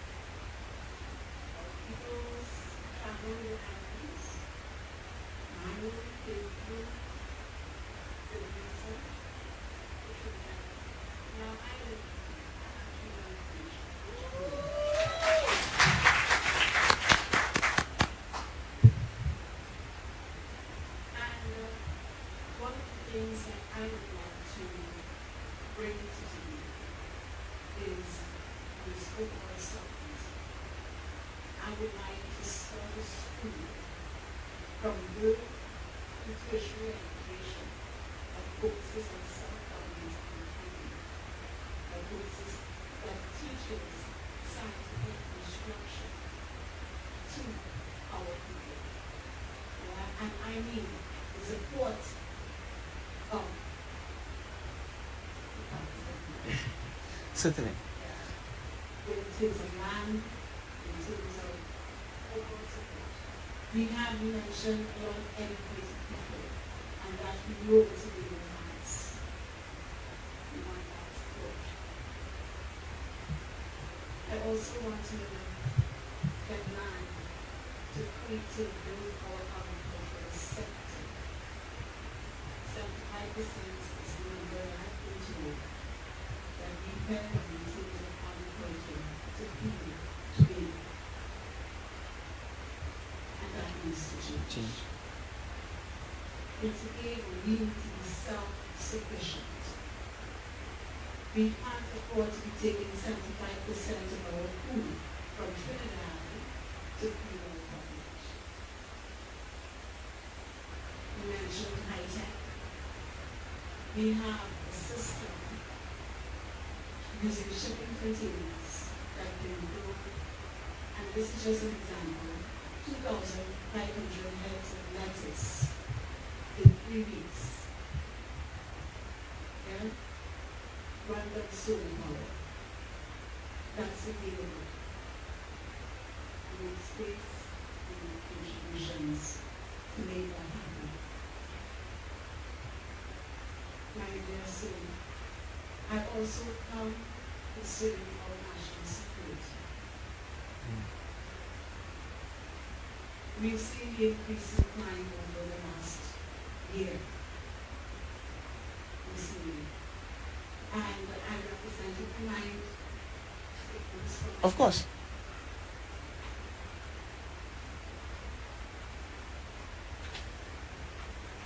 I represent an organization called the Criminal Institute, a Caribbean Institute of Criminal Science.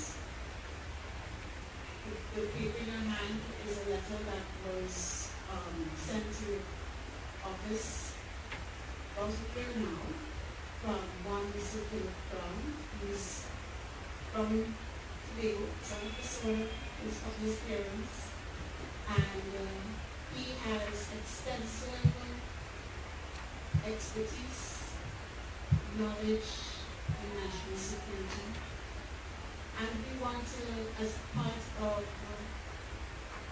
my sovereign institute and together with them, establish a criminal science institute, bringing in education and tourism there as well, and also addressing national security for Tobago, so that we can better prepare for the I see I may take you to 1 second. Yeah. We only have like 20 minutes to go. Sure. And I'll ask for them to just hand you a call card through which you can reach out and we could schedule a follow-up with us on all of the issues. I appreciate the opportunity to respond to the question that you have.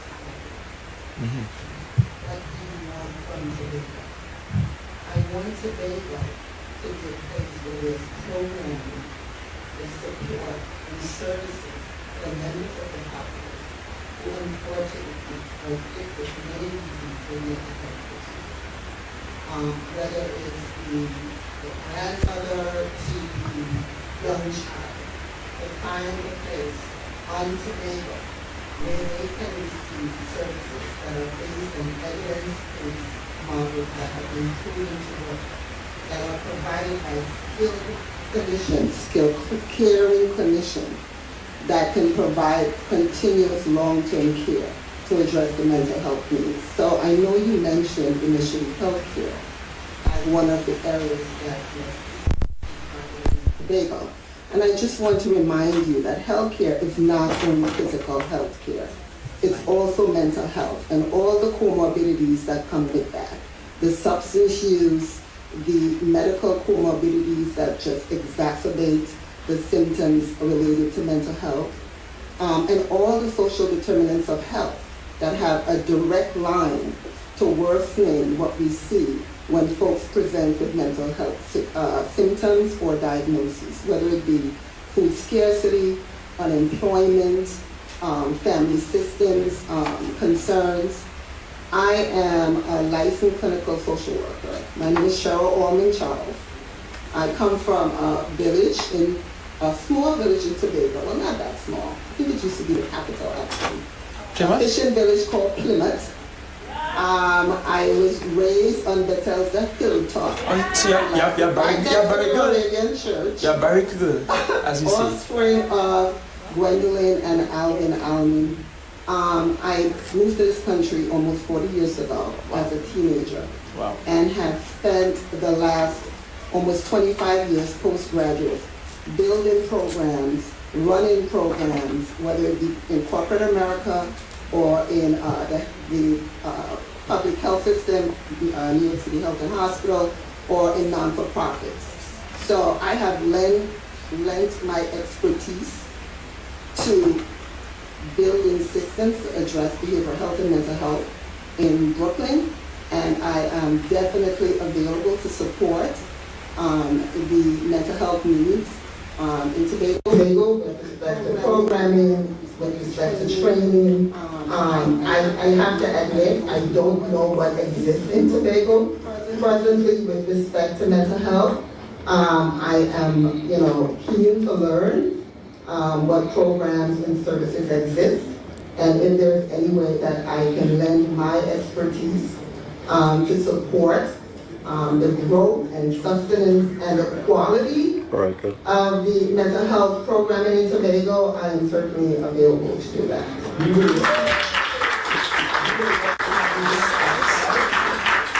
Because we do have a need in that area, especially in terms of sufficiency number of professionals on the island. And so we have, for example, some professionals whose district is as large as Mount St. George, all the way up to Charlottesville. I mean, that's huge, a huge area, a huge span to manage.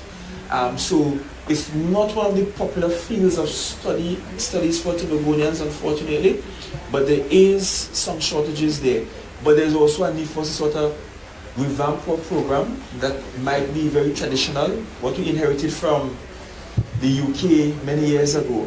And also changing people's mindsets about mental illness and mental health, and that the people who are mentally ill is not obia or that necessarily they're demon possessed, but that there are real medical issues that must be addressed. So we will love to work with you. Someone will pass you a card that we could get the contact.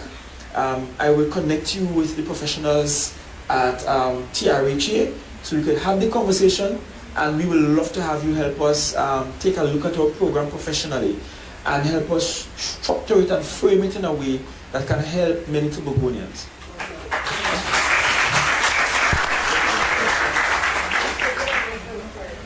Go ahead. I just want to remind everybody we are running 3 days. I'll be brief, yes. Okay. Good night. I'll be brief. My name is Richard Jacobs. My descendancy is from Lambo and the Montgomery area. I've been here in the United States for about close to 28 years. My area is in finance and transportation and consultancy. I just want to be very quick and brief because I did have a conversation with Secretary James. 2 areas I think is very important. I meet a lot of people on a daily basis for my business, and a lot of people, they do not know about Tobago. Tobago is an unspoiled gem. New York has, the tri-state area I think you spoke about, has millions of people, and unfortunately, when I talk to people, they know about Trinidad or they may hear about Tobago. So I'm just asking, first of all, number 1, is there a possibility that I know the consular officer for the Consul General for Trinidad and Tobago is at the Tobago Day, if there is a desk or something that could be set up that could help facilitate, bringing more awareness. Brand awareness is very critical. And based on that also, secondly, I know you spoke about the issues, the connectivity issues concerning what has been happening with the inter-island transportation as well as international flights. I think there's only one flight on a Wednesday. I heard the president of the Tobago Chamber of Commerce, I believe Mr. Curtis Williams. In the medium term, I know you're talking about trying to move away from just having that monopoly. Well, I believe there is some, some nuances that have to be dealt with. In the interim, I'm suggesting or I'm asking if it's a possibility that you can liaise with the stakeholders at the Tobago Chamber of Commerce. You have to possibly speak with the civil aviation authorities as well as the central government concerning trying to come up with some short-term solutions. So CAM is not the only dominant player in the market. There can be charters, there can be a number of ways where you talk about opening up the proper airport later or having some sort of financial arrangement. I'm just suggesting if you can possibly talk about this. One, I want you to share contact with Secretary Boris, who has responsibility for transportation. But I believe it's next Tuesday. We should be having a forum that includes the Chamber of Commerce, the tourism and hospitality sectors, and other related stakeholders about the inter-island transportation issue and international connectivity. So we're having that. The issue with the desk, there used to be a Tobago desk, but that ended with government change and shift in policy. But the THA is actually proposing that we return the desk, and we are willing from the THA to pay the person or persons at those desks. And the immediate targets now are the London, New York, and Miami as the three areas to begin with. She said my complaint is different. I complain about a landslide. Give me the name. Wheeler, Miss Wheeler. Right. My dad's name is on the plot on James Square. You'll find my dad. Oh, right. This as one of the war veterans? Yes. So I lived here up 32 years now. When my parents died, I took my two children and came out here. I run one of the best nursery schools in Trinidad for 25 years. So I decided 12 years ago to come back home, back and forth, to build because my dad have another land in Tobago, in Studley Park, Mount St. George. So I came and we had problems with water coming down in the street and water coming down. Forgive me. And water coming down on our land. I walked to the works for like about 2 weeks to see Mr. Topping. I wrote letters and all of that. I never see him. After 2 weeks, I asked the officer who was with my desk there if taxpayers still paying him. That is how they come to take the letter from me, right? So that was about 4 years ago. When they had the big rainfall, I do the land by started building. I wanted to do a guest house and a dwelling house. I put up like about 25 baskets because we more on the seaside. So I'm guessing you put on the below the road. Right, by Shaggy. Shaggy? Right. How much percent? Oh, yes. That's where exactly. White Castle. Opposite White Castle. And then the structure is up. And nothing else. Oh, this is the frame of the structure. The decking and everything up. Oh, right on the seaside itself. I have all of the downstairs. How much percent of that? Not the big one. You're lost. Look off on the land side. Yeah. Right there. You're lost. So there's like a basement, a big basement. I don't know. And upstairs is supposed to be a guest house. The land side is 20%. They take the whole 25%.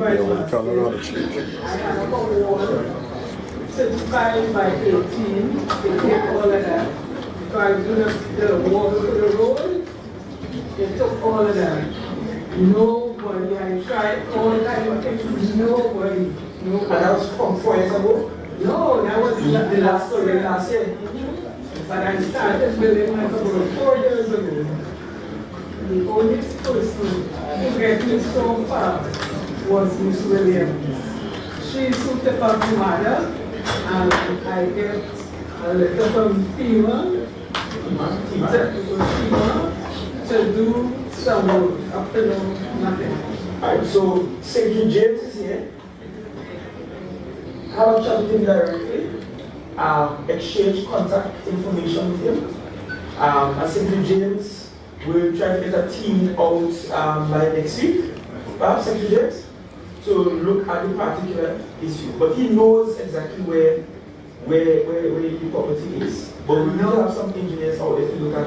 And now that I come back up here, I carry on a whole country now with stuff. And the still things. They're still. We're so sorry, but how about St. James and let's try to address it. Alright, thank you very much. Let's go in.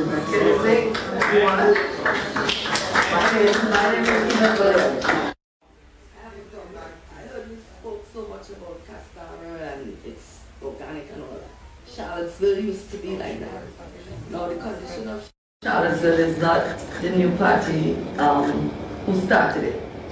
There's a guy there by the name of Erwin Hercules. When that's Jabba. Jabba's father died when he got in an accident when Jabba was 9 and he died 11 years after. So Jabba became the household earner in the family.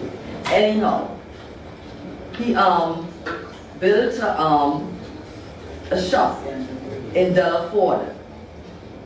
What's his name? Portrait Charles. Carl Dick, under the regime of Portrait Charles, broke it down. Carl Dick broke down 2 shops in Delaford for Jabba. He moved to Charlottesville. Portrait Charles and Carl Dick again broke down that shop. That's 3. Then London came into power, and Jabba is an outspoken advocate. If you're right, you're right. If you're wrong, you're wrong. So Jabba built his shop in Charlottesville, and then London didn't like Jabba's attitude. He broke down Jabba's shop again. That was in 2009. Now in 2015, they had the thing called the fish fry. So they had it in Scarborough. Jabba making a lot of money because he had a restaurant and he had like a business where he would resell water and things from school. Tracy Davidson and London approached Jabba to do the fish fry with them on the beach.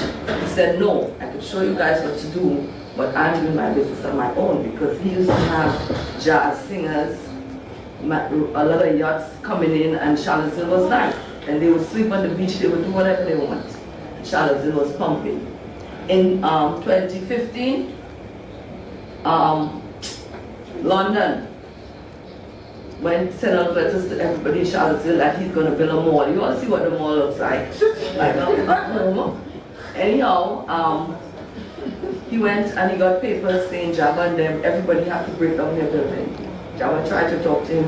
I forget to pity at home the mother building that he had. And before that, in the 80s, when Robinson was doing a tour, he saw the shop in Delaford. And he came out and asked who was the owner, and Jabba said he's the owner. And he said he wished that all the tourist shops could be modeled after that. Tobago would look nice, because he used bamboo and wood and all this kind of stuff. Anyhow, back to London and Tracy. When Jabba didn't join up with them, he got the paper. Jabba went to court. The judge told them, do not break down his building. But one day while he was doing his stuff, they came in the back and they broke down the building. Jabba took them to court. He won the case. His case, I don't know if I said it right, they set it as precedence for some of the case. And House of Assembly was to pay Jabba.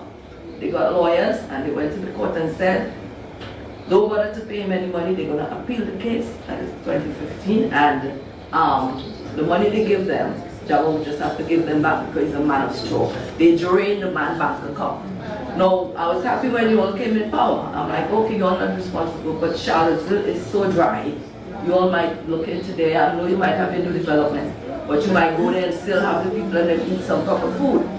Anyhow, The court told Jabba he could build back his place. He started building it, but he has no money. Tried to reach you a few times, he said, tried to talk to this one, that one. Always so I'm just become. kind of asking, talk to him and help him for me. But let me tell you, I'm very much aware of Jabba's situation, and it have never been the case whereby the T.E.A.M operated in such an oppressive manner against a citizen. Because the court did in fact rule against the T.E.A.M, but the T.E.A.M ignored all of the court rulings and essentially displaced him. I also understand that a lot of what went into it is what we call village politics. I know village politics can sometimes be very nasty. Who ain't like who ain't like the other. We don't want to hear, you know, from there and all of that. I noticed that he did resume some construction. So there is a sort of a rotunda, a circular type foundation that's there. So yes, we can give some help. I don't think I have a number for Jabba, or at least the number I have, I don't think that works anymore. But I can I could talk to you right after, but I did have a number for him that I don't think works anymore. And I have not seen him in Shadowville recent times. So he's probably in the garden when I'm there during the day. So I'll talk to you right after, and we'll try to see how best we can help him get back on his feet.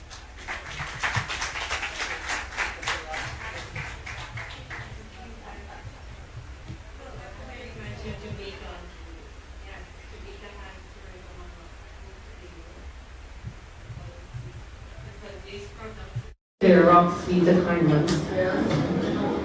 Okay, the next thing is you invite us home. It's not that welcoming all the time. Because I have over $50,000 of products and goods just rotting, collecting dust. I red tapes and run around. It's not that welcoming to come back home to do business. So please don't tell us come home, because it's not that easy to get business started in Tobago. And it's very discouraging. Where is your next month? In my mother's house, collecting dust and dry rotting. I started a whole company, Tobago Activities. And I got a letter inviting me for the summer to open up at a beach that I put in for. The letter came when it was expired. So how am I supposed to get from here to there to set up a beach water activity event? It's impossible. So the time frame to get things done sucks. To get things done is a runaround. So please, if you're inviting us home, make sure it's invited, because it's not. When did this happen? It doesn't matter when Let's move on. So what I want you to do, I want you to have a chat with Secretary Boyce. And if it's beach related and so on, we could try to move posters to make accommodation for you so you'll be able to operate the business. I'm not sure what transpired. But once she has your credentials, we could have the thing properly dealt with. But I agree with you. I am consenting. I'm conceding that Tobago has in fact not always been welcoming to members of the diaspora, and that you come home and things will work out. And that's one of the reasons why I said I want to set up a desk, a help desk. So you come home as a returning resident, you want to get a bank account, you want to get a business done, there's a one-stop shop you go to get the guidance and get the thing done within quick time, because I appreciate that time is money. But I'm very sorry. Yeah. Sure. Yeah. Yeah.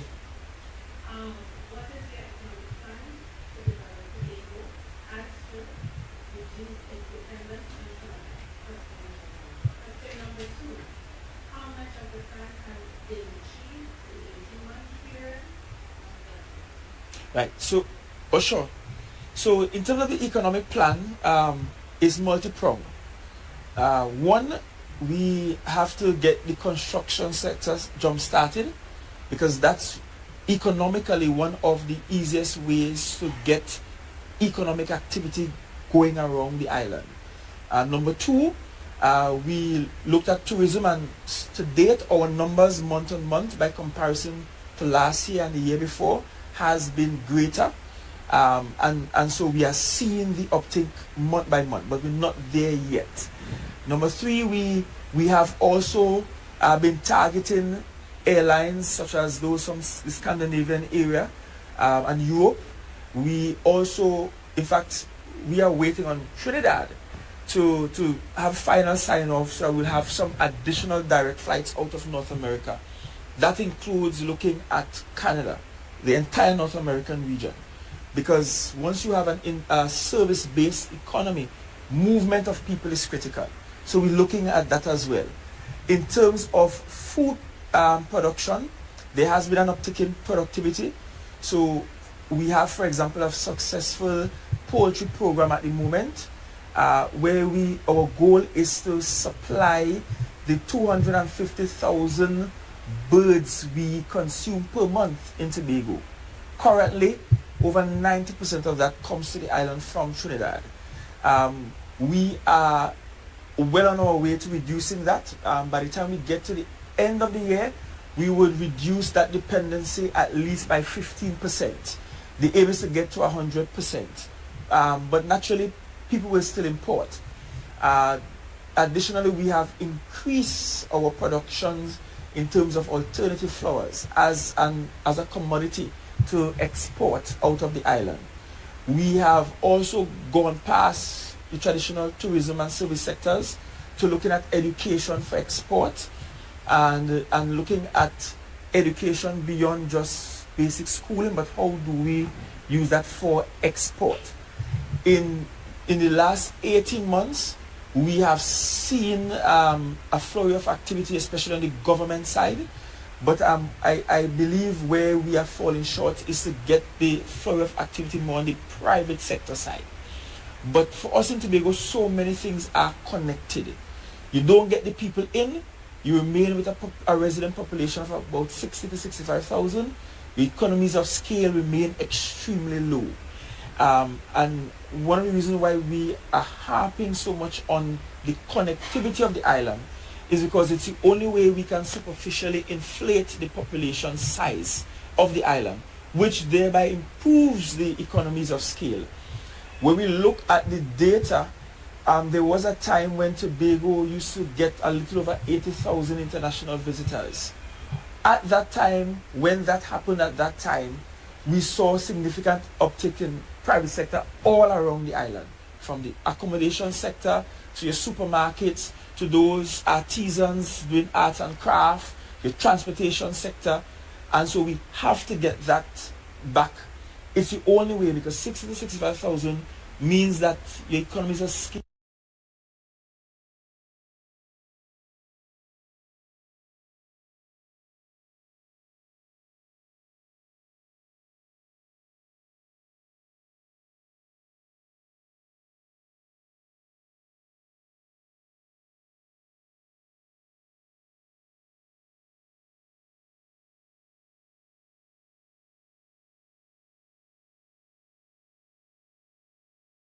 Export their products out of Tobago, and they do not have the capital nor the equipment as in machinery to upscale the production levels. So we are about to bring on stream a product to take care of those at that level ready to upscale for export. We recently did TIC, the Trade and Investment Conference in Trinidad, and we took some businesses there, and of the businesses we took to Trinidad, many of them now have promising partnerships with foreign dignitaries. So for example, Mexico, for example, tapped into quite a number of our businesses and want the products to be exported there. Panama, another one, because in Panama, like Tobago, they have a subculture, larger than Tobago, but a subculture nonetheless, that desire products from the cassava and the dashins and so on. So we are tapping into that. We are about to have fully operational, in fact that should be within the month of September, operational, that desk that will allow our local exporters to have direct assistance, and they don't have to necessarily go to Trinidad and go through the Ministry of Trade and go through the hassle of trying to get the products on international shelves. We'll be doing it at home in Tobago for them to allow the move out. And perhaps the simplest but one of the most profound changes that has happened is to the ease of doing business in Tobago. And we started off the year 2022 bright and early saying you can enter our buildings in slippers and sleeveless as you are wearing, because we wanted to ensure that there is ease for doing business in Tobago, especially as a visitor. So yes, we do have some significant work still to be done. The numbers are good notwithstanding. Our biggest challenge in terms of the economy is really inflation. Last fiscal, Helen, inflation was food inflation was around 17%. But if you look globally, you will see that there were some food inflation challenges globally. And of course, those inflationary numbers affected nominal GDP growth on the island. And so we have to take another look at the cost of living differentials between the island of Tobago and Trinidad, because it can't be so significantly more expensive to live on the island of Tobago than it is for neighboring Trinidad. So we are taking a look at that now, looking at the data and looking at what the solutions can be. But certainly there is a lot more work to be done. I won't tell you that we're there. We're far from being there. And one reason why we're pushing so hard with the project in Scarborough is because that has the potential, when started, to jumpstart so many other sectors. Those with equipment, Tobago wouldn't even have enough equipment to get the work done. When we were building the sport arena recently, we had the sport arena being built, we have a pipeline being laid by WASA, and there were times there was jostling for excavator on the island and so on. Because once we get those projects going in earnest, it means that several of our sectors will prove to be too small to meet it. Look at the Tobago Carnival. We had complaints from some of the artists. I think it was Nadia Batson, who complained that she show was a mess because the service providers didn't deliver on time. That's because we had Tobago service providers trying to set up a stage in Roxborough, break it down in the morning, move it to our next place by in the evening, because they've never had the need for that kind of broad capacity. We had people running out of flour and the product is selling aloe pie for breakfast. That kind of thing, because they've never had the need for that kind of capacity. And so those sort of injections in the economy will allow for growth, but we have to do some work on building capacity, competencies and efficiency. And also, critically, I don't want to forget this, training has started on customer service on the island. And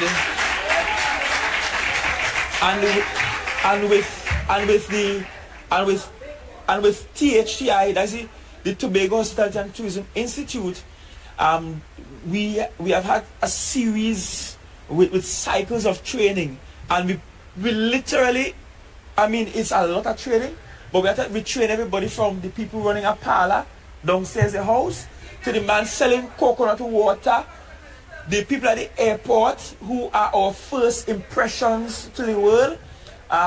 So all around customer service training all around, and also in our public service.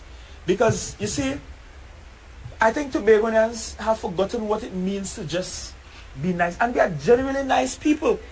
When you think about the fact that you could have come by me some weeks ago and just never know me and walk in my yard and get a plate of food and sit down and eat in a harvest. Look, harvest God there. And that is who we are as Tobagonians. What needs to happen is that sort of affection, that sort of charitableness that we have in our culture needs to move from that space to our professional space. So when you walk into a parlor, you don't feel as though you have to beg the man to get up to go and give you a solo, but that your service comes with a smile. So that customer service is a critical component when we're also talking about economic redevelopment of the island. It is hard work. It is plenty work. Perhaps we're getting there a little slower than I would like, but we're getting there. Right?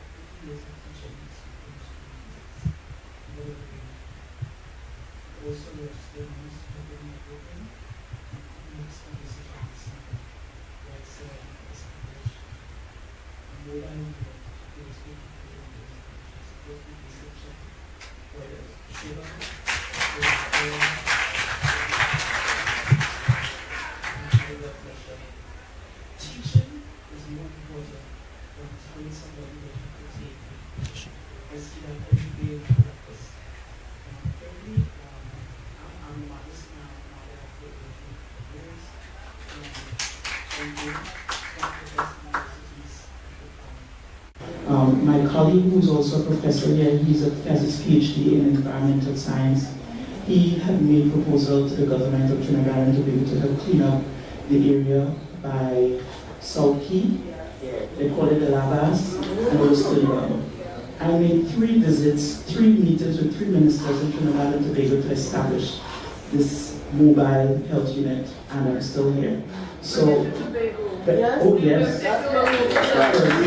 First, I must say my father is from Goodwood.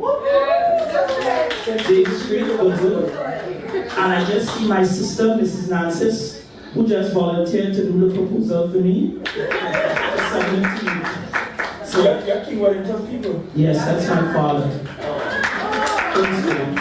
That's my sister. Yes, so I'm going to be brief. I just want to mention it to you. I'm very serious about it. And if there's anybody in the audience who will be willing to partner with me, fine. Last thing, when was the you mentioned the COVID, and it broke my heart because myself and some few clinicians have volunteered to go to Trinidad to work for free during the COVID, and we were turned down. One OB-GYN, she spoke with my sister on the phone. She said I could do 8 C-sections in one day. And I'm willing to do that. She said, I go to Guyana, I go to Grenada, my colleagues take me there and I work for free, and I can't even get to Trinidad and Tobago to volunteer, which is sad. Okay? She spoke with one of the ministers on my phone, and she spoke directly to the minister. One of the ministers, no name mentioned. Also, there's a doctor from Trinidad and Tobago who owns a bank in New Jersey. He bought millions of dollars worth of medical supplies, and they refused to accept it to Trinidad. And had to give it away. We will take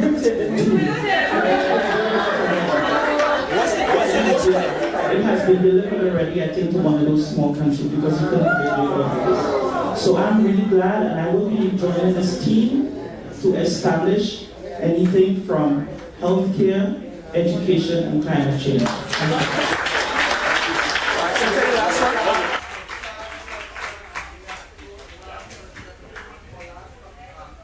Yeah.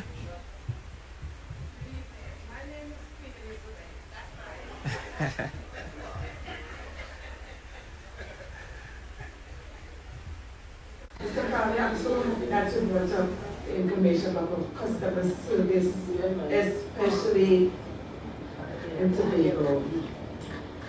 When we are coming in from JFK to Tobago, you have some very rude custom officers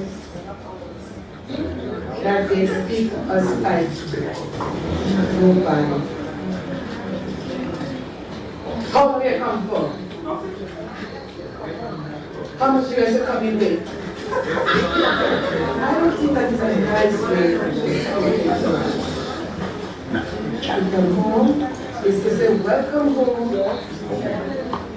My name is Officer Dixon or Officer Williams. What are you here for? But the way they speak to us is that they treat us.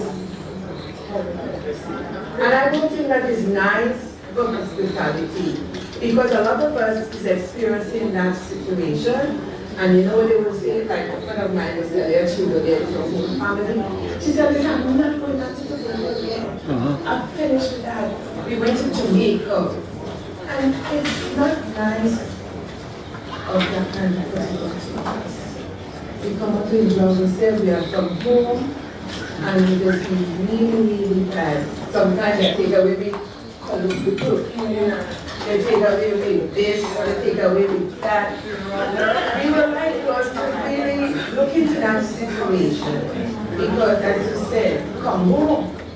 But when we come home, we're not happy, because they treat us bad. Next thing, I think you need to get JetBlue to come to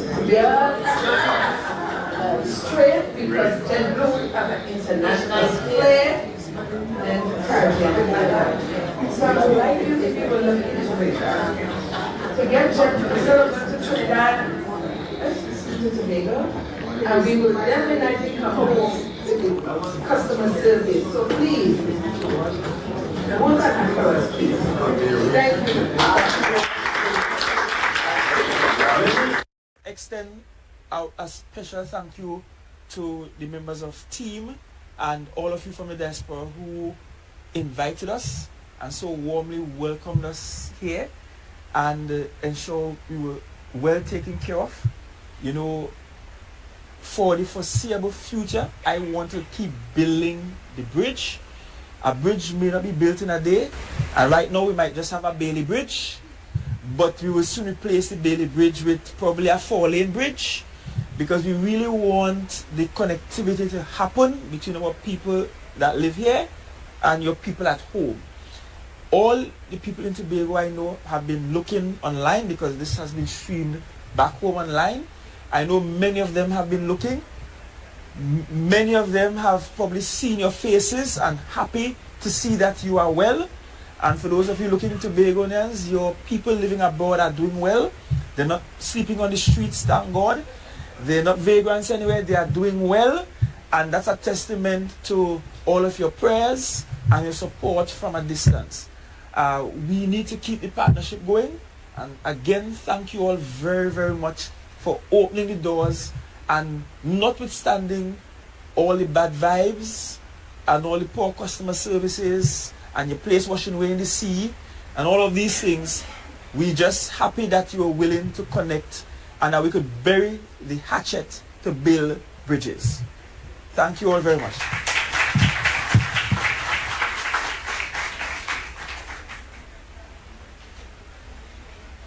Okay, folks, we will probably continue this conversation at some other time online, because as the chief said, they're developing a website, some electronic platform, and I would advise him to continue this type of conversation, you know, online until he comes again next year. At this time, we would like to close off the program with a vote of thanks, and I would ask Ms. Alison Cooper. Angela, why do I keep saying Alison? Oh, before you close, I think we want to do...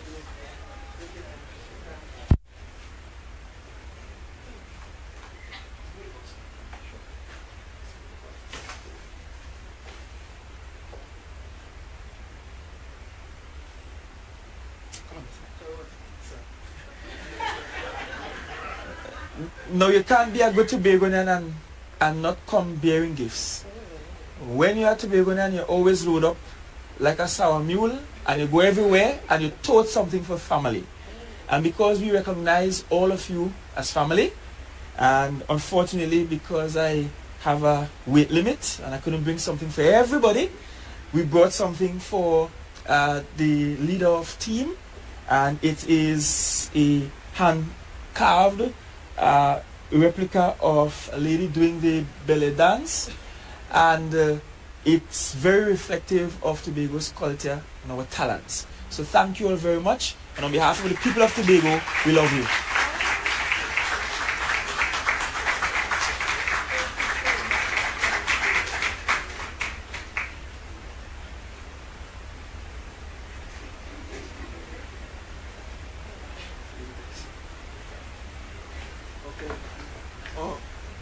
afterwards, we do have some, well, it was supposed to be a quiz and all that, but we ran out of time.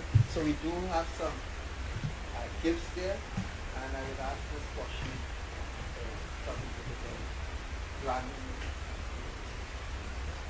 Now, I don't know what happened to Jimmy this evening, but all of a sudden, Jimmy is calling me Allison.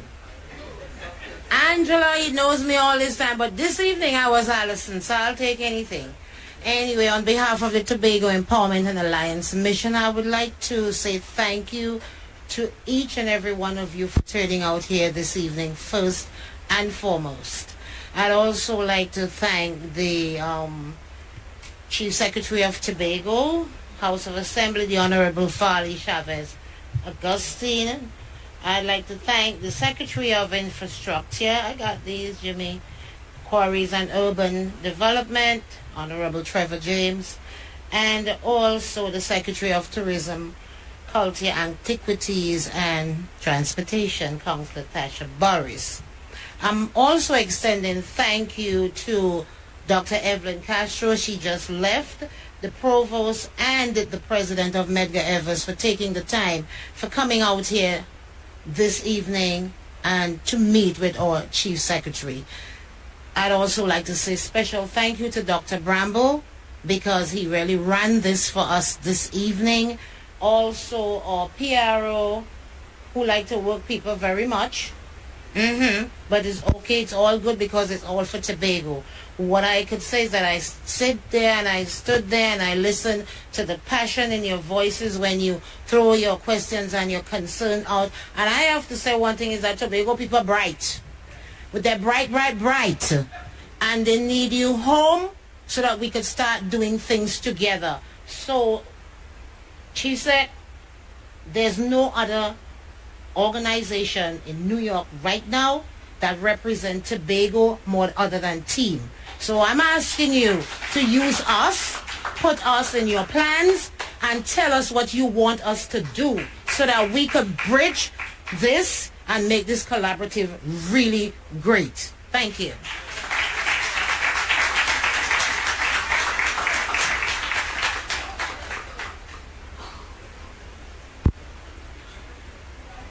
All right, with that, we're going to bring this evening's town hall to an end. Once again, I want to join with the others and thank all of you for coming out. I want to thank you for joining us online.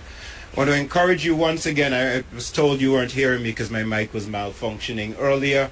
But if you are interested in receiving or participating in other activities and programming that we have here at the Caribbean Research Center, please look us up on YouTube, Caribbean Research Center at Medgar Evers College. Please join us for our lecture series. Our lecture series has featured leaders from throughout the Caribbean, including Mark Golding from Jamaica, Ralph Gonzalez from St. Vincent, who was here just a few weeks ago, Dr. Julius Garvey, and we have an exciting lineup for this year. We're hoping, right, that we are going to get Prime Minister Mitchell, who should be here hopefully in a few weeks. So please do subscribe to our YouTube channel and join us. We look forward to seeing you. Stay well, be safe, peace.